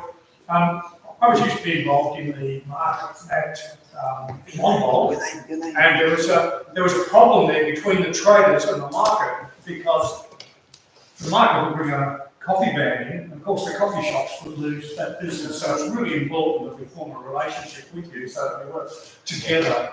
Historically, thank you for that, because historically the traders don't do that well on market day, the ones on the main street. Yeah. But we love it because it brings people to our village. And they make them another day. Well, potentially, but yeah, on that day it can be an issue for traders. We see it as a bit of a confusion. So yeah, so that's amazing, and I think we're trying to think of ways that can really be win-win. I mean, and Grant's Picnic Ground is just here. I think drawing more people up. If you know, there's a lot of incidental tourism that comes to Grants that turns left when they go out and they're coming to Kallista. So there's ways that maybe we can, you know, really integrate all the faces of Kallista together. You know, it would be great. For market days, one idea would be to have some music on the main street. If we get a PA system down at the parklet there, people drift through. I've asked John Bruno, who owns the Kallista Clinic, can we use that thoroughfare down that driveway, take the chain down? Can people go through and they've got to check out the insurance, but potentially if we had a food truck or two along the way, or we had you know, a nursery man out the front of the clinic, draw people through to go down to the main street. There's the covered area out the back of Mad Raven.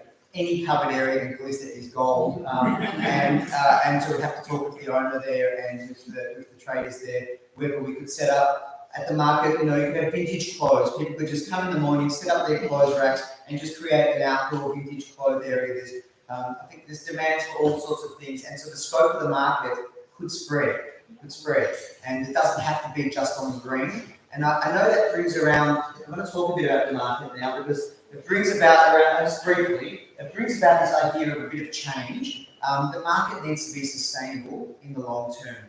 We've now decided to parent and take on this market. You need to understand what that means. The market coordinator used to be funded by the council via the community house. The community house had a pretty decent budget. And part of that budget was the wage for a market coordinator.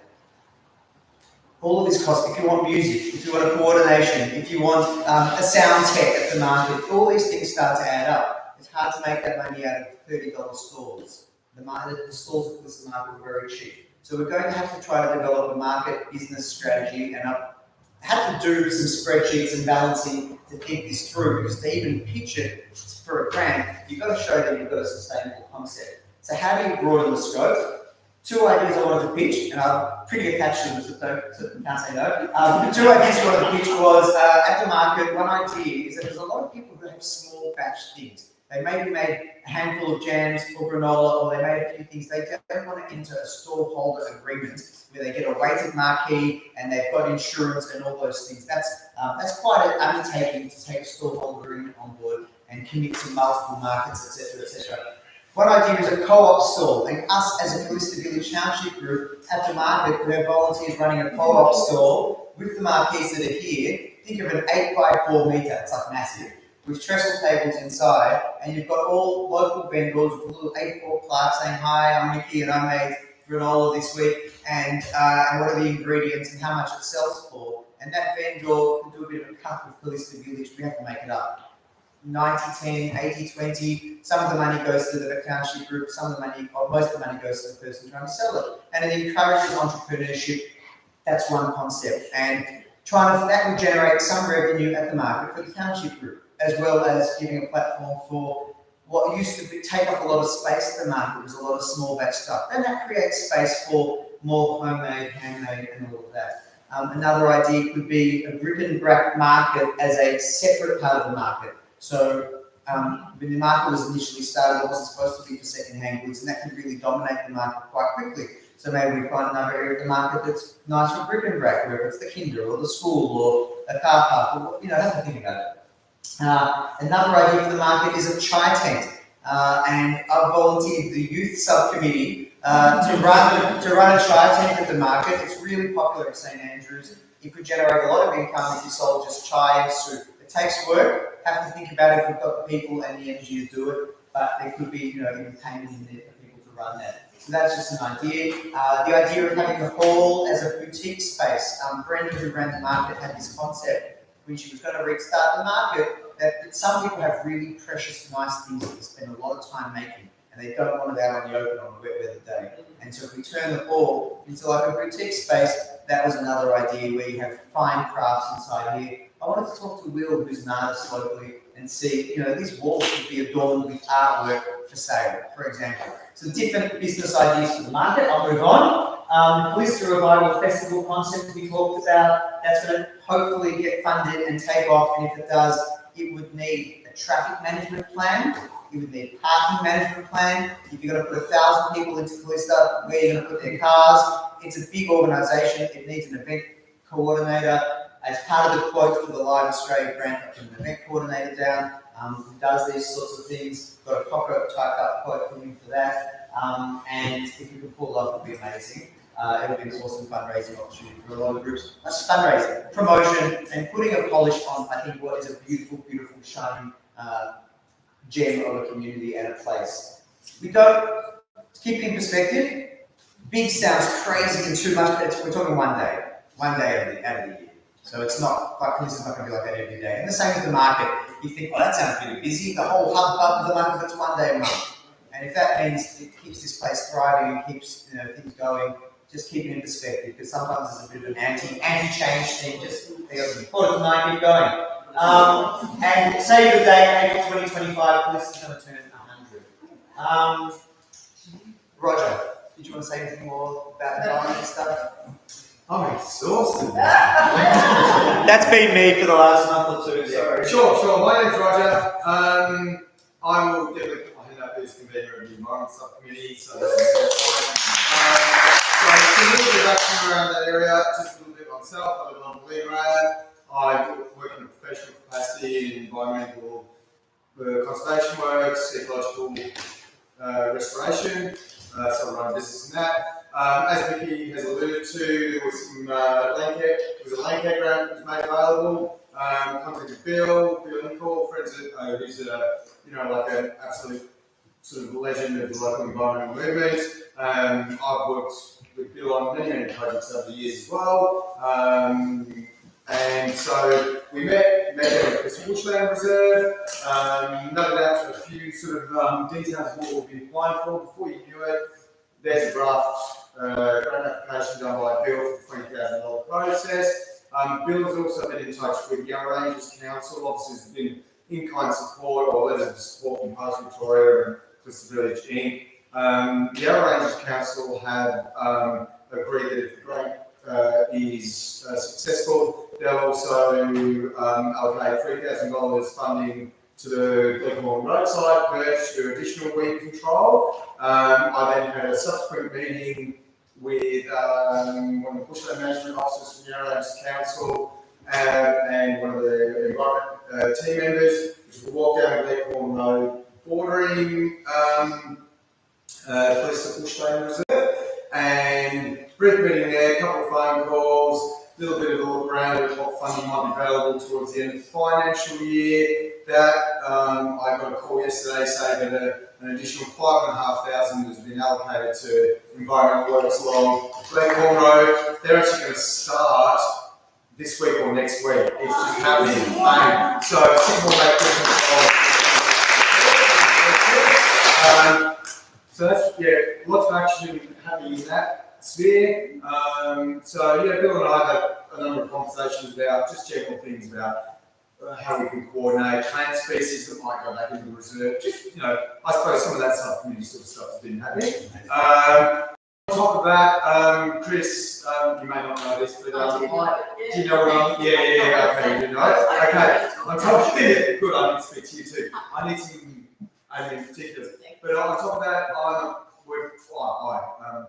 guess, I am, but we are, we are applying for a grant for Kallista Primary. There's a junior land care grant available for up to $5,000, and that has I've been right through the grant process and know all the details, know what to fill in, got the costings and all that. I just need to have an avenue through which to apply for the grant.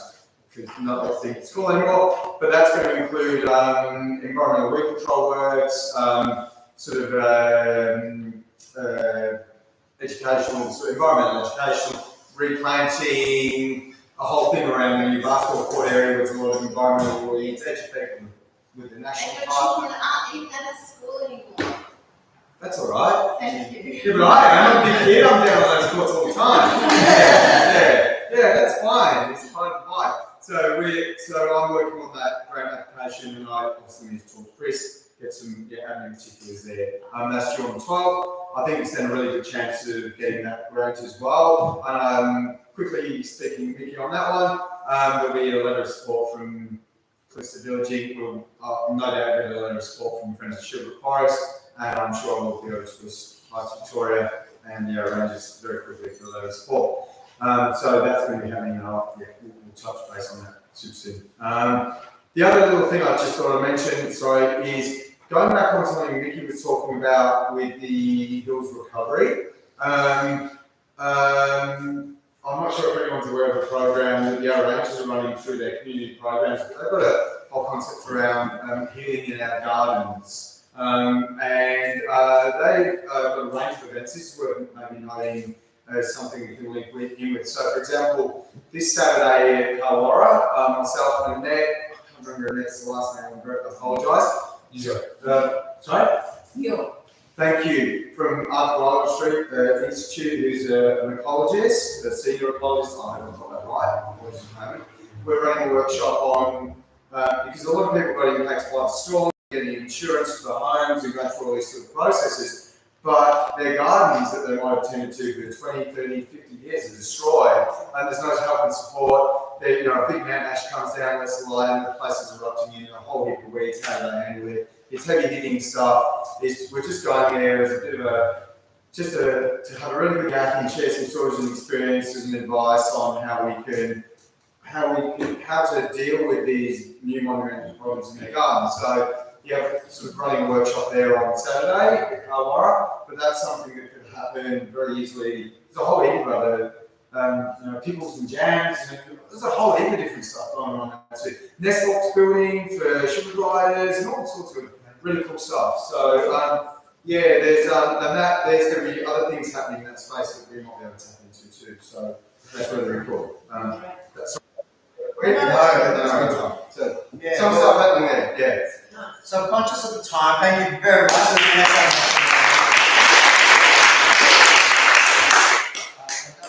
It's such a buzz. We talk about markets, festivals, environmental projects. It's just like it feels like a real flying start. I can't believe they're starting works there already. It's so good. Just tell people just very quickly. I know it's really late. Let's tell people very quickly about the Energy Resilience Hub. I think that's a good idea. Can we just quickly, just before we do, I was going to say something about time.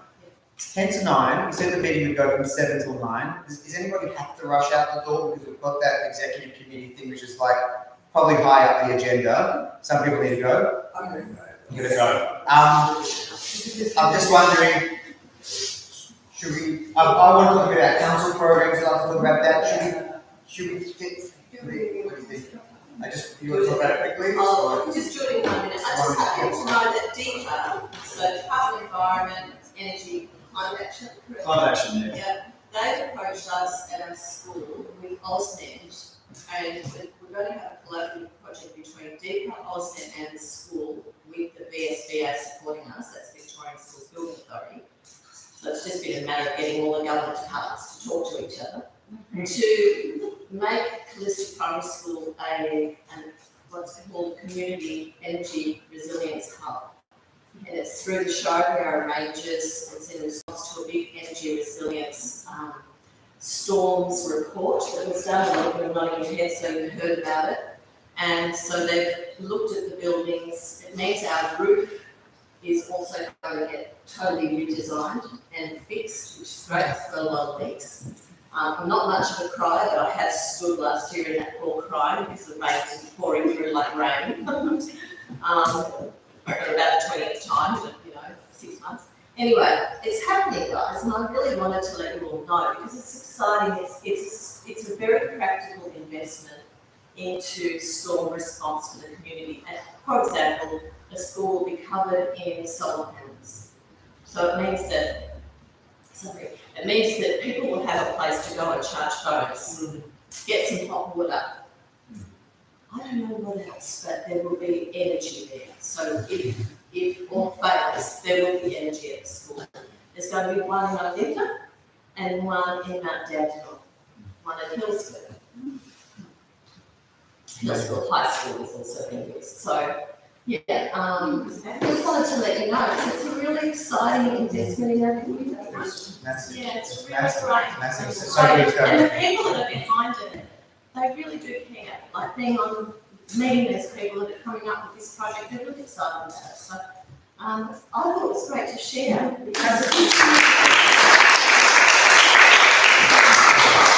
That's excellent. And after we actually had that on the agenda as part of the emergency management and resilience stuff. Yeah, no, that's really good. Chris, you've also got a basketball court opening day on Friday. Opening day with the basketball court. So it's another amazing amenity. So working together with all these organisations means going forwards, we can do so much more. and the parks refurbishment down there, it's just looking great. It's really giving our village, our community some great refurbishment and excitement. It's good. Well, Let's do it. let's do it. Yes.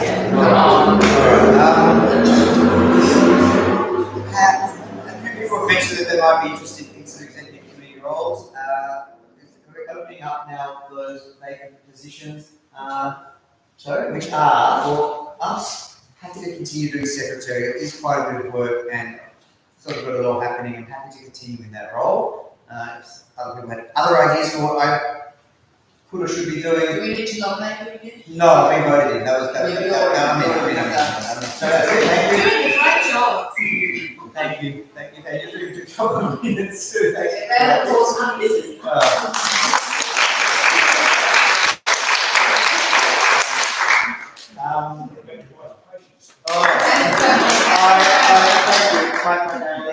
Yes, I would get cups of coffee and tea and things delivered so I can keep working. It's run out the door, grab your lunch. It's amazing. So we need a few more committee members. I think it can be called president or vice president or chair and vice chair. Mad Cow have two co-chairs, so they split the role of chair between two people. My understanding is that the chair chairs the meetings and does sort of what I've been doing this evening, and if the chair's not there, then the vice chair can chair the meetings. I guess the chair is often the spokesperson for the organisation, but I don't know that it has to be the spokesperson for the organisation. So far, I've been writing to people saying secretary, and they answer you. So I think anybody can be the spokesperson if you've got a title like that. Does the chair then have a broader role in terms of setting the agenda and leadership? I guess normally they do. Yeah, I guess normally they do. They also have a significant role in maintaining governance. Strong governance.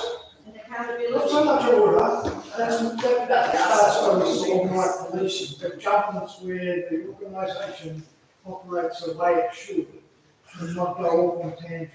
Yeah. Okay, doesn't sound like the right job for me.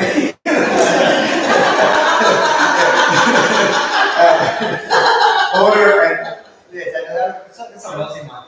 So thank you, John, for clarifying that. I haven't done a lot of this work now, any of this work, so thank you.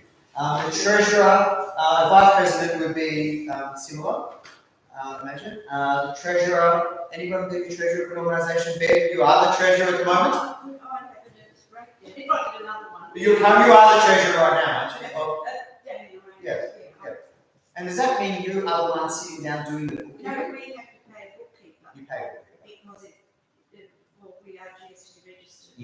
So the only two legal roles in the organisation are the secretary and the treasurer. They have legal duties, responsibilities. The secretary has to do the incorporation stuff and some reporting stuff. It's not that hard, but the treasurer, depending on the size of the organisation, the treasurer actually has to submit documents to Consumers Victoria if required about your financial documents. So there are legal obligations to be a treasurer, and then you can have ordinary members, which they get called ordinary members. I don't think it's a very nice term, they're not ordinary, but just other members who are on the committee. I would think a good balance for a committee would be an odd number for making decisions. I think natural, so often you have those 4 roles and a fifth, or those 4 roles and 3 more, so you have 7. But that's up to us, and it might just be depending on how much interest we've got. One idea is that people at the moment, while we're still forming, and people are still, I'm not sure about this, is that they could say, look, I'm happy to be in that role in an interim way until someone else comes along and says, I'd like to do that, or it's obvious that someone else would like to do that, and then they vacate that position and somebody else gets voted in. That's one option. So you don't feel that you necessarily have a long-term commitment until the next AGM. We have to have an AGM within 18 months of incorporating, that's the rule. So we will have an AGM, and we will vacate these positions again, and other people can have a go at filling them. But I think whoever's taking on the role now would sort of be taking on the role unless there was someone else obvious really who was going to fill that position. But that's just because of this membership process. There might be someone here tonight, it's your first meeting, you can't be a member here tonight, you can't put your hand up for that position, but next meeting you become a member and then you really did want to be in that position. So that's where this idea of interim committee members might help us function, because we need to function committee that's getting much. And so opening the positions to the group. Anybody like to nominate somebody else? Anybody like to nominate themselves? I have 2 people I'd like to. I've got some people. Should we just get started? Yeah. Chris? I'll be happy to be on interim, but I can't be the treasurer.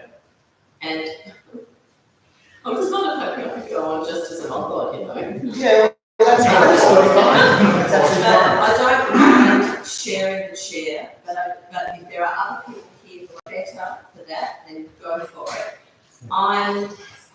I'm totally excited about this project with you all and committed to it. But I don't have to be on the executive committee. I'm very interested in the events and marketing. I'm obviously interested in the festival to help make that work. I'm interested in the emergency management. And what I'm thinking is maybe one of my staff might join me in events and whatever it is I've written down. And I'll just do emergency because I'd like to be part of that for obvious reasons. So my answer is yes, I would join. I'm just not sure about what role to take on. And you wear a big hat. You wear a big hat already, don't you? Yeah, working with other people. Sorry. I am committed to helping drive this forward and work with you all though. But yeah. Co-chair Jeremy. Okay. I'll nominate. Can I just ask a quick question? I mean, there's lots of subcommittees and maybe that needs to be tightened up there. I think it might be not worth anything, but maybe someone from each subcommittee should be on board. Definitely report that to the board. They'll become a big board then. I hear what you're saying. When you're saying 7 members. Well, quickly with the subcommittee, one is basically around money. One is around. We can tighten that up. You could. One's around money. It doesn't have to have a whole committee, but at the moment there's a lot of work in this. It doesn't have to be a committee, but at the moment there's an active group trying to manage that. But that can just be the treasurer's role to find those people and run a WhatsApp group. It doesn't have to necessarily be a committee. Whether we keep the market and the festival as 2 separate committees or not, the market I think is its own thing. The festival is going to be a one-off thing and maybe other future things. So do they split or are they one? Communication, social media, web design, it doesn't have to be a subcommittee, but that's, I guess, a creative one. It's about helping us get our face out there. There's a lot that needs to go on in terms of running Facebook groups. I've never done that. So there's people who are interested in doing that. Welfare community development subcommittee. Quite a few people have been active on that even today. It was really beautiful watching that develop on the WhatsApp community. And I think that's a really important project. It's not going to be my main focus for the moment. And if things start coming out of that related to that, that would be amazing. Emergency management, we've talked about the event coming up, and we've talked about it, the hub, community emergency planning, the environment, Roger, youth, First Peoples, Shakti would like to talk to that. And traders don't necessarily need a subcommittee, we can just liaise with them, but that's also a possibility. So yes, there are a lot of subcommittees, but it was worth looking at that before we all jump in and start taking on roles. So thank you. I gave them other names like Hardies, Festies, Heroes, Artsies. They don't have to be so like informed. But anyway, so that's Who's thank the other you. person that you were thinking? Who's the other person if I may? Josephine, did you say you might be interested? Not the chair of anything, No, sure.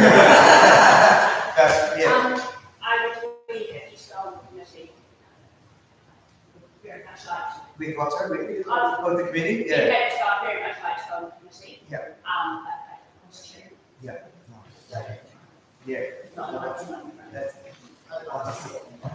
Well, that's second you being on. Oh, yeah, sorry, jump in there first. We would be amazing. Yes, please. Right now. Josephine, so is it treasurer?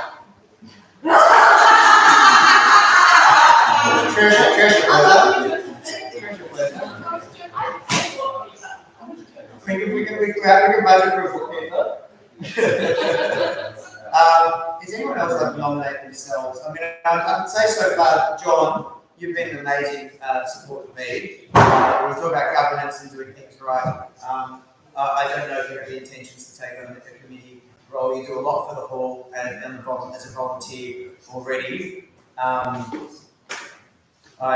found it wonderful to work with you so far. When there's nitty-gritty things that I'm just not quite sure, I've been sending John messages, and it's been a real rock. So I would nominate you for any position that you might feel like wanting to take. But that's absolutely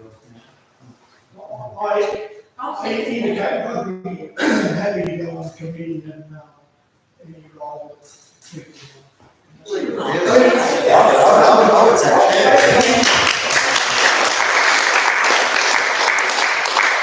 I would like to just make one observation. The building you're in was built by volunteers 98 years ago. And it has been managed by a group of volunteers for that 98 years. 50 of those years had one person who was constantly on that committee, John Lloyd, who was committee for a number of years, and was is an apology for tonight. The point I'm making is that this hall was built by Kallista Village for Kallista Village.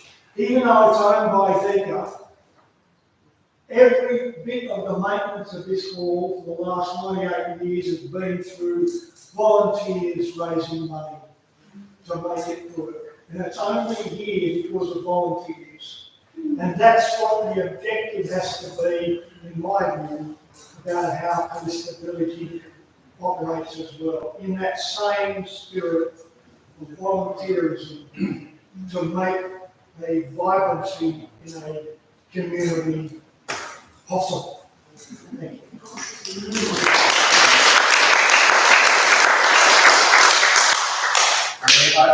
John, if you'd like to be the chair of Kallista Village, I'd be very happy to put you forward for that. As an interim chairperson.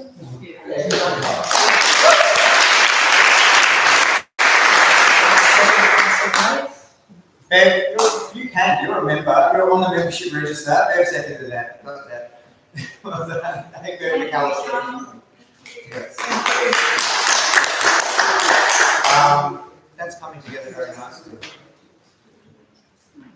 Yeah, well, no, you had a suggestion.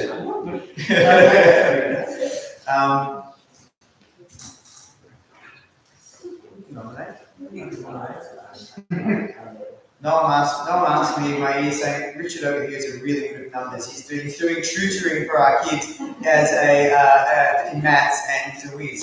I was like, what about Richard the treasurer? And I'm like, oh, that sounds good. how many years treasurer? Oh, I was just So, all right. Very good training, yes. Oh, no. As an interim. As an interim?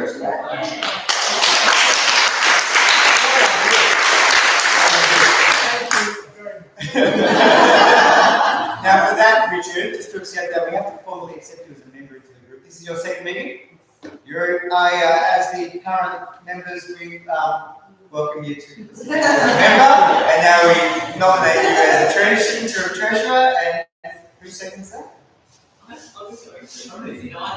Josephine jumps in. Josephine, go for it. Josephine.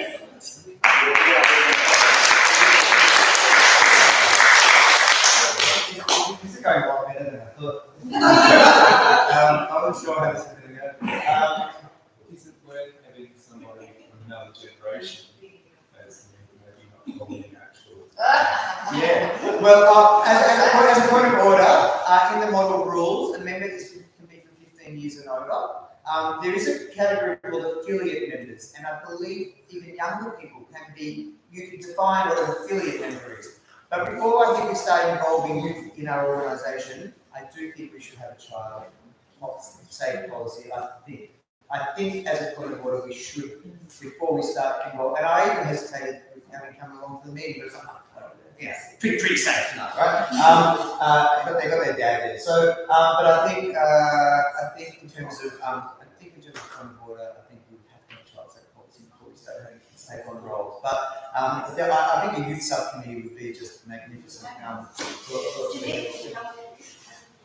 Is there anything? So hold on. So we've got to go. That we have had a WhatsApp sort of committee group running at the moment. There have been some more people involved in that.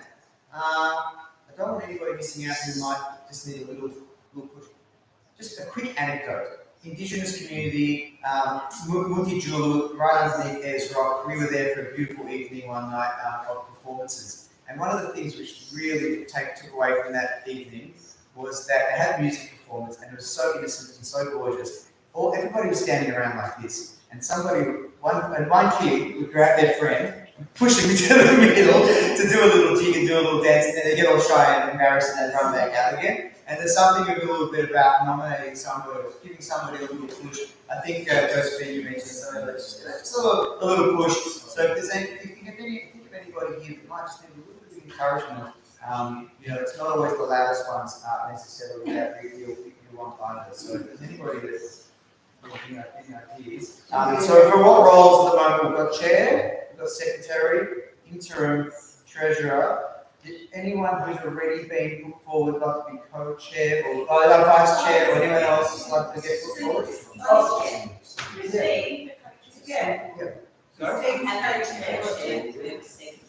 to be the vice, there's chair and vice. Co-chair would be sharing the chair. Vice chair. Just checking. Yeah, would you like to? Well, this is my first meeting, so I can't do anything. Oh, that's annoying. No, it's fine. What would you like? Well, I don't know. I probably would more of a subcommittee, I think, with the market is kind of where I'm thinking. Wonderful. But yeah. Wonderful. Yeah. And I don't know, we already. Yeah. No, because you did mention something. So it would be a general committee. Me, like I've done my attendances. Yes, I know. That's a bit of a sticky point. All right. Please put Kathy's name down As interested. on the market subcommittee perspective. Is that okay? Then we sure.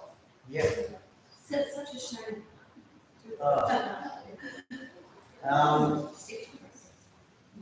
Do you want to?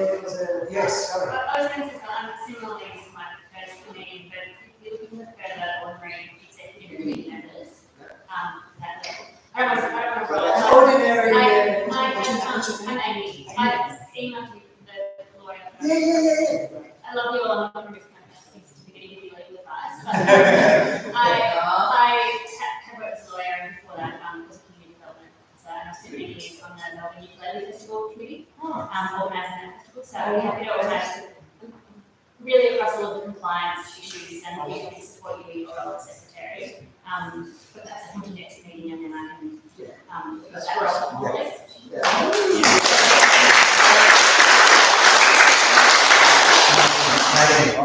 put Amy down. So I think I wonder how the executive committee works. I know this meeting has visitors. Would the executive committee have other people who just have interest come and join for things? We'll have to work on that as an executive committee. Please. Committee can co-opt people who are interested to do a particular task. Perfect. And give turn. That task might be a permanent one, or it might be a temporary one. Okay. And so, again, people who don't have the capacity to volunteer on a regular basis, but have an expertise, and it can be utilised, and the committee should have the opportunity to co-opt those people, to utilise their expertise to help everybody out. So it should be as flexible as we can make it, rather than so firm that you don't have capacity to utilise expertise that is offered or available. Well, that sounds very good. John, do you mean they could nominate for a subcommittee that they feel they've got something to offer specifically? Well, that too. Oh, okay.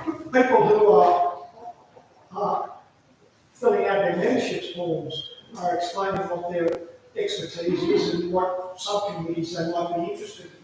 And the purpose being for this village, in my view, is that the subcommittees are there to utilise the expertise or the interests. Some people have an interest, a lot of people have an interest in getting the market back in running.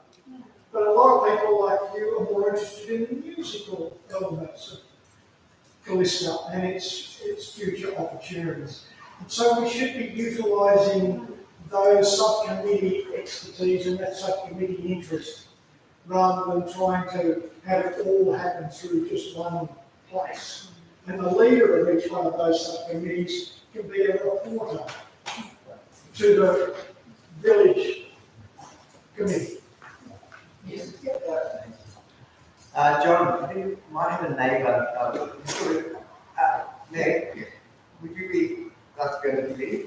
I'm happy to, yeah. I don't want to let anyone down. I guess that's my, I guess that's my biggest worry, is that I don't want to shortfall. Yes, I would love to be able to contribute and whatever I contribute. You've got a lot to contribute. You've got a lot of experience. I've got experience in reporting to a board. But, yeah. I don't think anyone's going to judge you. Certainly.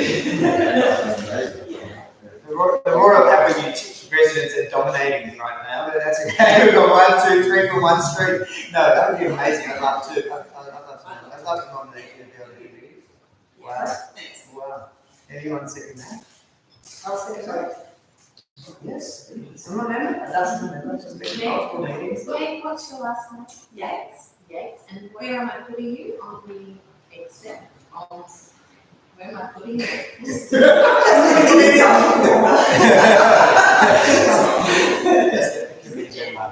General. That's right. Yeah. Yes. Yeah. Fine. Thank you. Yes. Thank you.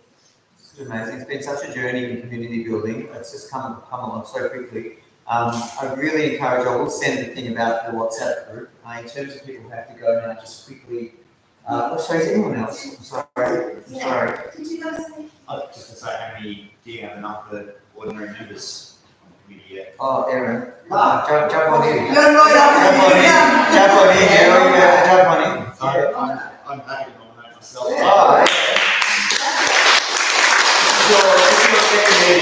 we're going to do a quick little committee meeting. Is Aaron a member? Yes. Great. Aaron, you're a member, you can do it. That's amazing. So I've got a background in engineering and project management, so not so much community groups, but delivering projects, so happy to help out. We can talk across the drives. Aaron is a very responsible member. He looked after our chickens for about 4 years.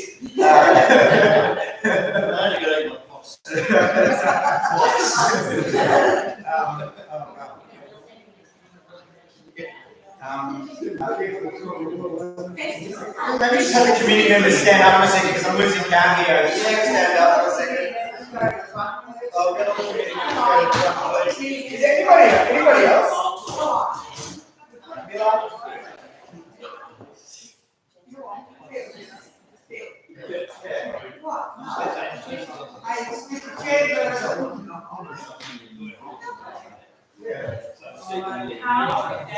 Where we register that we with this meeting so that we can be in the next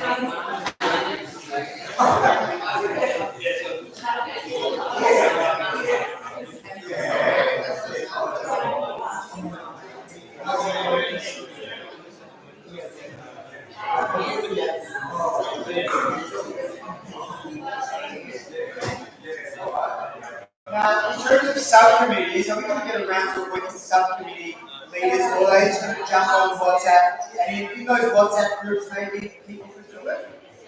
Put it this way, if you're interested in being on a subcommittee, I think it's pretty much important. The whole communication aspect of it's going to be crucial. You need platforms for communication going forward, and there's a more complicated one called Slack, which is really good for documents and business organisation. Ideally, that would be one that people who are on the executive committee might be on that, because then there's really good place to put things there, as opposed to WhatsApp, where you can't put things in WhatsApp so much. In terms of going forwards, go backwards. In terms of going forwards, we just a few point of orders. How do we have future communication? So email, for people who don't want to be on WhatsApp, you will continue to get email. If you jump on WhatsApp, I'll take you off the email, and the WhatsApp will be the main broadcasting. To explain the WhatsApp, we've set up a Kallista Village Inc. WhatsApp community. It's a new thing on WhatsApp where you are a community. We have one announcement page, and I'd love somebody else to jump on the announcement page so I don't hold back. So we'll appoint some other community members to be on the announcement page as well, and we can make announcements on that platform. And if you click on, if you just click on, just to practice, just click on something, and you'll see all these other committees underneath. And so we've got underneath there vision, values, purpose, emergency management, environment, grants. And once you've joined the WhatsApp group, you can click on those and ask to join. And I've just got to accept you in. I think that one or two people have asked to join and haven't accepted them in yet. Apologies, busy day. And you join a subcommittee group. In those subcommittee groups, we can appoint admins of who's administrating that group, and that's where the conversation occurs. On the announcement group, you can't talk, it's a one-way street. In those subcommittee groups, it's a two-way conversation, and a lot's been happening on those already. If you join those groups in a year's time, you can't see the old conversations. So the sooner you get on, the better it is. If you want to see some of the old conversations, I can info bomb you with anything that was on that group if you want, but that's it. So I think WhatsApp is good. Maybe we'll talk amongst ourselves as a committee if we want to adopt Slack. In terms of the next meeting before people go, what do we think about this as a type of meeting as opposed to just the subcommittees and executive committees meeting? Do we need more of this in the near future, or are we just going to go to having quarterly meetings? Because I was thinking we do another one of these in a month, just to touch base with where everything's at. Just to keep in mind though, we also want to run a Storm anniversary around that same time. So it's going to be something like this and a Storm recovery meeting. Is that too much? Do we just make the next meeting the Storm recovery meeting? That's something else. That's a public, open to the public event. That's not going to be talking Kallista business except for emergency management and contingency planning. And maybe I just wonder if once enough as when there's so many things lining up. I think like this, yes, it's a bit to pull together. It's a bit to pull together. The board will meet. Oh, the board will meet. The board will meet on a WhatsApp group every 5 minutes, maybe. You know, as often as we bombard each other with messages. I think once you're on a WhatsApp group, the flow of information. I'll be hammering you. The flow of information will be nice. It's slow, but it will be live. It will be real. So you don't actually have to have a meeting. If you need a meeting, you call a meeting and you call it to a little group.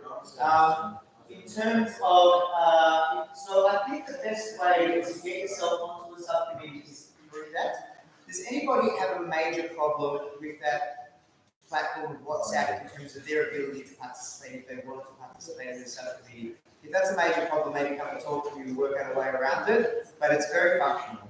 I think that's most of it. The only other thing I wanted to say, so was there anybody else who wanted to be on the committee? Or we're done? We're good. Anyone else? We're good, okay.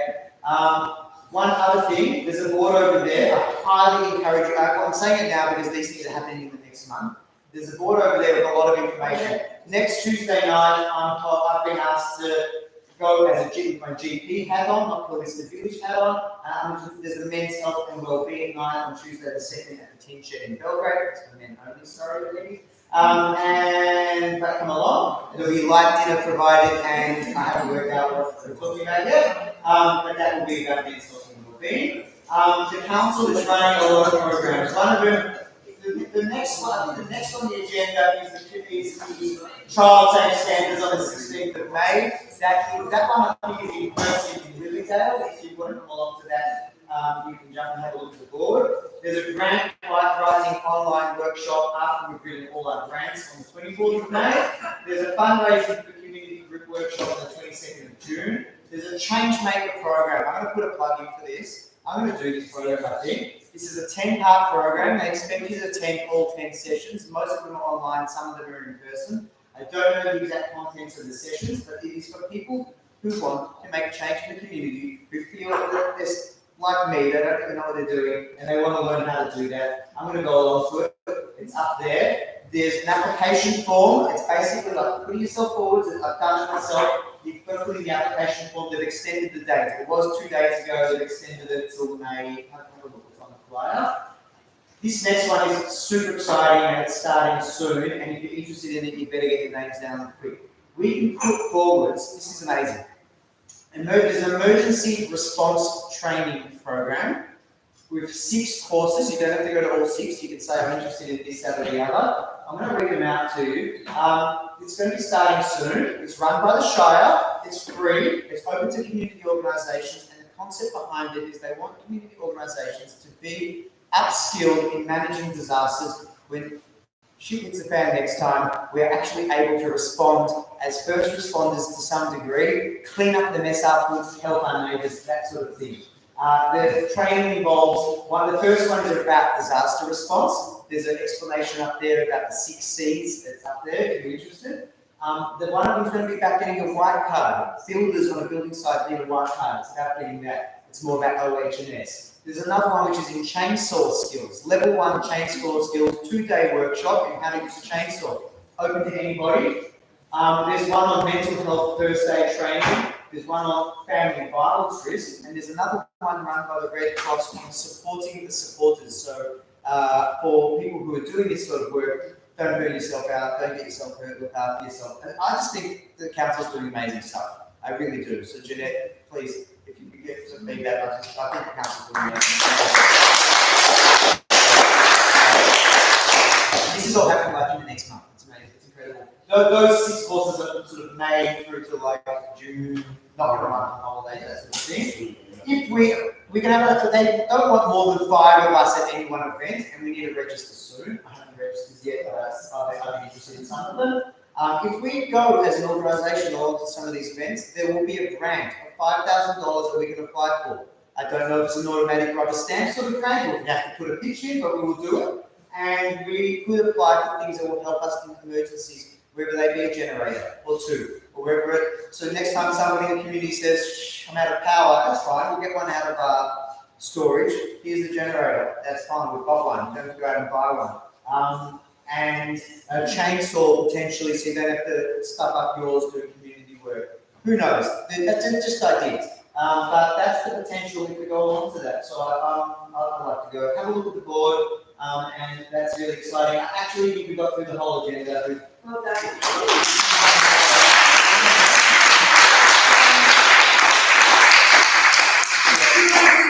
There's some chai here. Nina made some lovely muffins.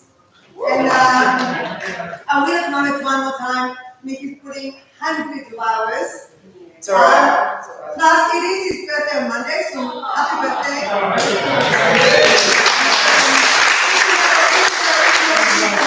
I think we can all acknowledge that you are everything. So, well done. Thank